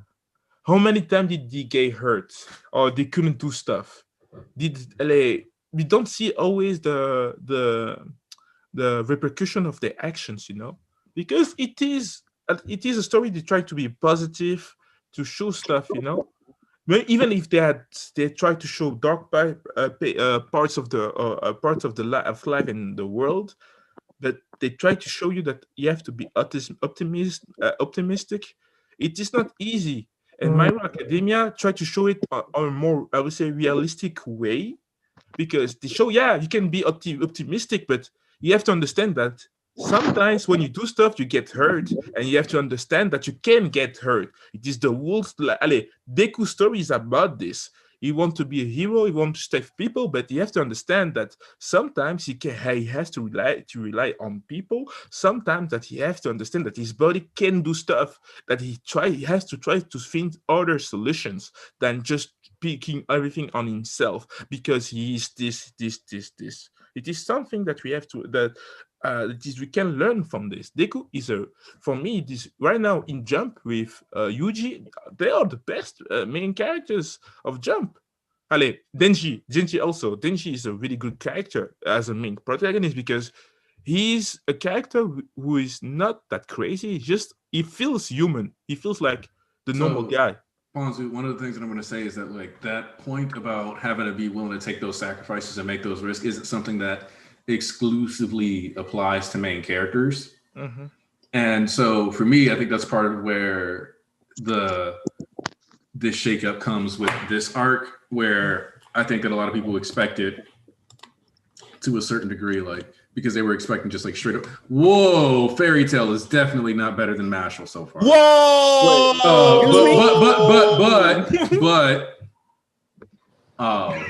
Just focusing real quick. I think that's kind of why I'm okay with the league taking the heavy blows they're taking, because instead of it being one of those situations where only the good guys are paying or only the good guys pay, both sides are losing a lot. And even if it's going to take longer for us to see the full ramifications of what the hero side lost because of the legal system and the bureaucracy attached to what these losses entail, doesn't change the fact that for once, I feel like this is a conflict where both sides are catching meaningful victories. Like Luke killing twice is a meaningful W. Yep. But to that same degree, exposing everything that happened with Endeavor, exposing that entire story, that is just as, if not a more important victory that the villains managed to achieve. So there's a consistent balance as long as you're looking for characters and story goals and not necessarily looking at how you personally feel. Because it's kind of like when we were talking about also, it's like Mirio, Eri, and them not being as popular characters in Japan might influence to a certain degree how much time they get in a brief moment. Or rather, when you look at someone like Twice, and people are like, well, we lost one of the most popular characters. We lost one of any Twitter's most popular characters. But if you look at Japan, it's a dude who's barely getting into the top 20. And even I don't even know how, and even in the US polls, he doesn't make top 10. So he's a well-liked character, but he's a good second or third option, not a first ever. So that comes into play too. It's like if we're not losing a first option character for most people, then we're not gonna say they have to lose first option characters. And I think that they've done a good job of like there's certain characters whose purpose. I was thinking about the League of Villains recently, and I couldn't really come up with an in-game designation for Compress outside of making him like a Pokemon master. So this final payment like sets up the league where like Dabi will have been saved by Compress here. Shiggy just got saved by him. And more than likely, there's going to be some kind of issue or command given to Makia that sets them off one last time and maybe gets them free. But then you also have the fact that they do have access to teleportation quirks. So for all we know, the same way that Rex hypes up the potential of like an AFO rewind, or not an AFO rewind, but an All Might rewind, and then All Might potentially coming in there if we're going to have like one ass pull. The ass pull here could just be that Shiggy wakes up, is like thinking about his master and actually activates that teleportation quirk that lets you pull people close to you in, just immediately warps AFO in there, and then the AFO like just handles the rest of this, and maybe he goes out just because like enough heroes are there to jump him and he hasn't been fighting or whatever, that he finally like takes that L. But it doesn't matter because that's like we've been talking about like different salvations and like different ways somebody can pull up and save the heroes besides Reed Ashton, besides those characters that could also potentially be affected by Shigaraki having that teleportation quirk that would have been in the stockpile swapped over to him by AFO, then I don't see why not, you know what I mean? So these losses and stuff that a lot of manga will build up for you, instead we're actually having paid off. We're actually seeing, no, like people die, and that's just like how it goes here. Listen, man, I'm about to say my my last piece. I'm about to head out. All right. You fucking bump. Real quick, Aniki, before That's you get to the last final words, I just want to say everybody in here is a bunch of hypocrites, and I hate you all. Aniki said some bullshit about All For One pulling up, and nobody said nothing. Nobody even interrupted him. Y'all let him finish and complete. Let me have said the end of it. Rex, you okay, heretic. Wait. Because I even contextualized it as an asshole. And I referenced you when I mentioned it. But I always say everything I say is a complete. It's like it's probably not gonna happen, but it still doesn't matter. I literally start everything by saying this is probably not gonna happen, but it would be cool. Everybody say your theories and possibilities. I just said it probably won't happen. I wasn't paying attention. I didn't even hear that. Rex, I already said you are that gazelle, and the church is a pack of hyenas. They rip your ass apart every time you speak. I'm telling you, it don't make sense. They jump your ass. That doesn't make sense. That's the meme. JJ dropped the memes back in the in the Discord. What was I supposed to do, man? I wasn't paying attention. Chocolate Thunderstare. Chocolate Thunderstare. You said Rex, you're a bisexual honey bun. Stop it. And if I was, so? Damn, I mean, well, I would say he is. So? I don't like honey bun. So? I don't like honey bun. And if I am, so? What does that have to do? Like, so? Can he be a zebra cake? Ooh. I mean, I like the way you're thinking. I like the way you're thinking. I can't eat. At least that way you can sample Squid might pull without up. having to Squid might pull up. justify it somehow, right? Squid. Yes, because he said I'm gonna do a 30-second freestyle. Gonna get a 30-second ass whoop. When did he say that? In the No, not where. Oh, when? 20 minutes ago. 10 Hey, minutes. yo, but for real though, Kaiju 8. Oh, Hey, that motherfucker be slapping, dog. I love that. It was actually really good. I like it. yes, I've not really. read that Slap one. it. That shit. Hey, it gotta say it's definitely not get canceled no time soon. That bill fucking got a reprint. Oh no. After the first volume, you knew it wasn't getting canceled. That shit sold 200,000. Yeah, Yes. first made more than Spy Family, which I was shocked Pretty about. good. But nah, this actually one of the very few times I like the MC right off the bat as my favorite character. Very Yeah, few. I really yes, like the you don't MC, like which the is MC. really rare. Yes. Maybe because he's fucking 32 and not fucking 16. Like Yeah, every other fucking shonen might be a MC. reason. That I shit haven't bad. read it. I haven't read it. Like, Wait, it's really don't cute. Don't spoil it. I'm gonna read it today. Yeah, I just say I'm he's older. That's all I got to say. He's an older gentleman, but I like him a lot. He's definitely funny as shit. Oh, also, I don't know Yeah. if you. I like And it too. Fire Force Fire Force season the end of Fire Force season 2 was That I don't end- know. I don't know if that's good or bad. No, that was It's great. good. It's good for man. him. Okay, It it was a boom. Okay. Yeah, he No. had a wash moment where he did a he did an automatopoeia. That's the only reason. That's the only reason you understood it, right? Yeah, I knew what he Really? meant. I knew what it meant. He said boom. I was like, all right, yeah, he loved that shit. Oh, that last episode, really, this season was really a great one, really, for Firefalls. It's a If you- shame because what you say? What you say? Yeah, You go. when you compare the first season was good at the end, and it was really like city. The first season was really a setup for the second season and later seasons. So I can wait. The third season will be really hot stuff because they're going really in more dark way. You're right. It feels like it has the same thing as My Hero Academia, I would say. Mm-hmm. So I wouldn't go that far. No. I'm telling you, but Elaborate. Yeah, I know what that means. I'm trying to let homie elaborate, but I don't know what the hell. Yeah.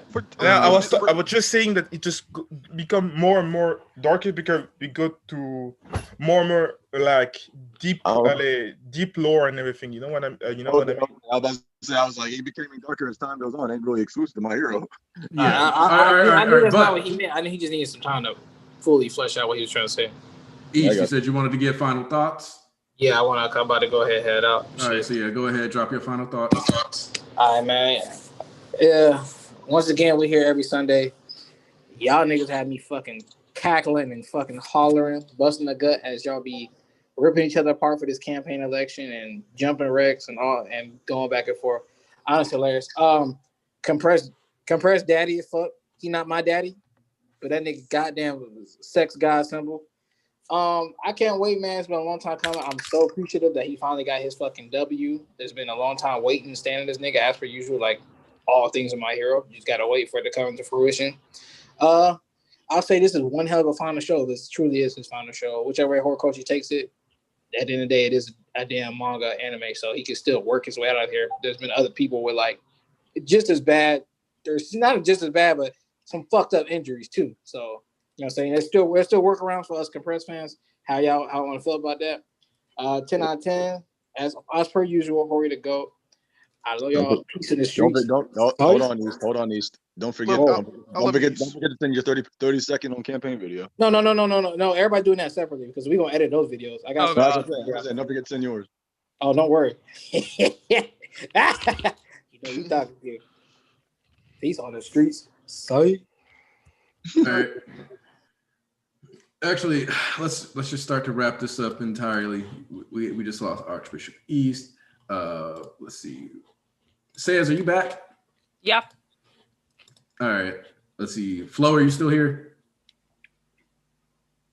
You know All what right, Flo. He's muted again. You know Yeah. what Flo doing. You know Flo, what he's unmute, doing. please. No. Flo spending time with his honeys, like that dude in Durarara. It's You fine. already know. You already It's know what fine. he's It's doing, fine. man. So, all right, here, Ponzu. Let's go. Final thoughts, Ponzu. Great chapter. We saw our boy Compress revealing who he really is. So yeah, like I said, good chapter, good discussion. Had some great fun here. I had the best day of my week today. So yeah, always looking up to hanging with y'all and the chat. So yeah, you know what to do for the next weeks. Make your top 3, vote. You know for who? The only one, the wholesome one, Panzu. I believe in y'all. So yeah, see you till the next stream. Bye. BG. Yes, it was a great chapter. Can't wait to. I'm going. Once again, I love when I'm right. I already said it. I said he was going to be great, and he was. I said that villains were going to get that turnaround, and they're getting it.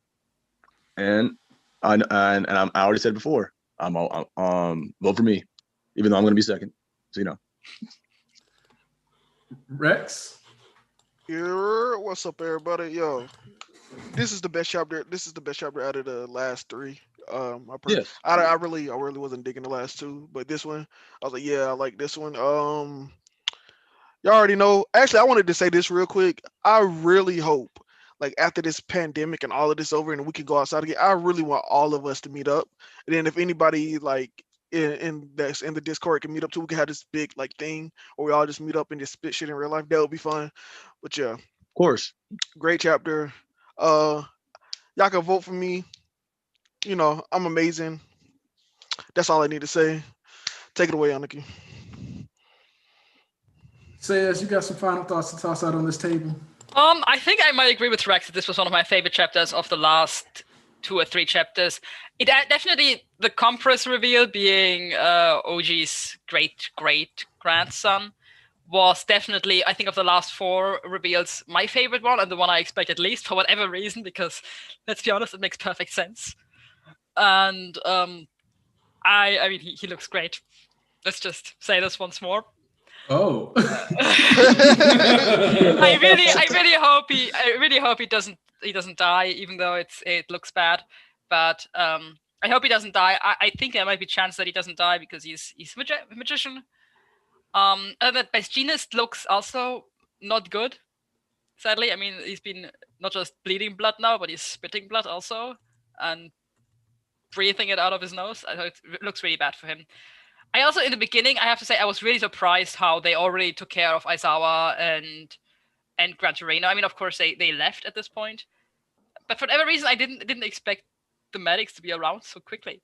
I don't know why. That really surprised me, but it's good because I hope that at least means they are safe in whatever state they are in. And it seems Gran Torino isn't dead. I think we should mention this because He needs to die. he might still die, but we did kind of expect that he was just dead now. I think we said this quite a few times, but he definitely isn't dead. Yeah, other than that, great chapter. Loved it. That man wants to die. Bit sad there will only be one more this year. We got. Oh, yeah. Oh, Yeah, Flo's that's a mic good is one. unmuted. Flo, you want to give your Yeah. final thoughts? Yeah, this was a great chapter. I really liked it a lot. I know I didn't say too much about it. I've just been busy trying to fix up things around here. Other than that, though, I can't wait for this Billboard stream. I really like the idea of, the ranking things. The only thing is that I'm afraid if Rex gets too high, then this nigga's gonna talk for days. Oh my, you have no idea. I'm telling you, if I'm number 1, oh my, through the clown suit, oh my, you guys will never hear the end of it. All right. If you're number 1, it's because of the I clown was just about to suit. say that. You just love a good clown, man. Yeah, but yeah, that's about it. All right, then, y'all. That'll be the stream for the rest of the day. Keep your eyes peeled for the chapter review that I'll have dropping later on, either today or tomorrow, more than likely today. Thanks, everybody that came through. Shout out to Archbishop East. I know you left early. Appreciate the MK and everybody else that dropped super chats or became members today. Love, appreciate you all. Don't forget, we get access to all these emotes now. So we're going to be lighting it up. Make sure more of you join so we can spam the Kobani emoji and alienate anybody who comes to the stream and isn't ready for it. Y'all have a wonderful day. This is a great chapter. If you vote for me, you vote for me. If you don't, I'll just shut the channel down and fuck the church. No, I'm kidding. I'm not holding production hostage. Stop the vote. Just ruined the free votes. Now it's not free anymore. Now there is. Look, it was always free for them. You know that I bought this mic and the camera. No. The streaming Free platform votes and does not emotes. mean you don't pay for it. Free votes mean that there is no form of coercion or anything. There is no form of coercion. We're just talking Shut about it down. Anyway, y'all have a wonderful day. I obviously wouldn't actually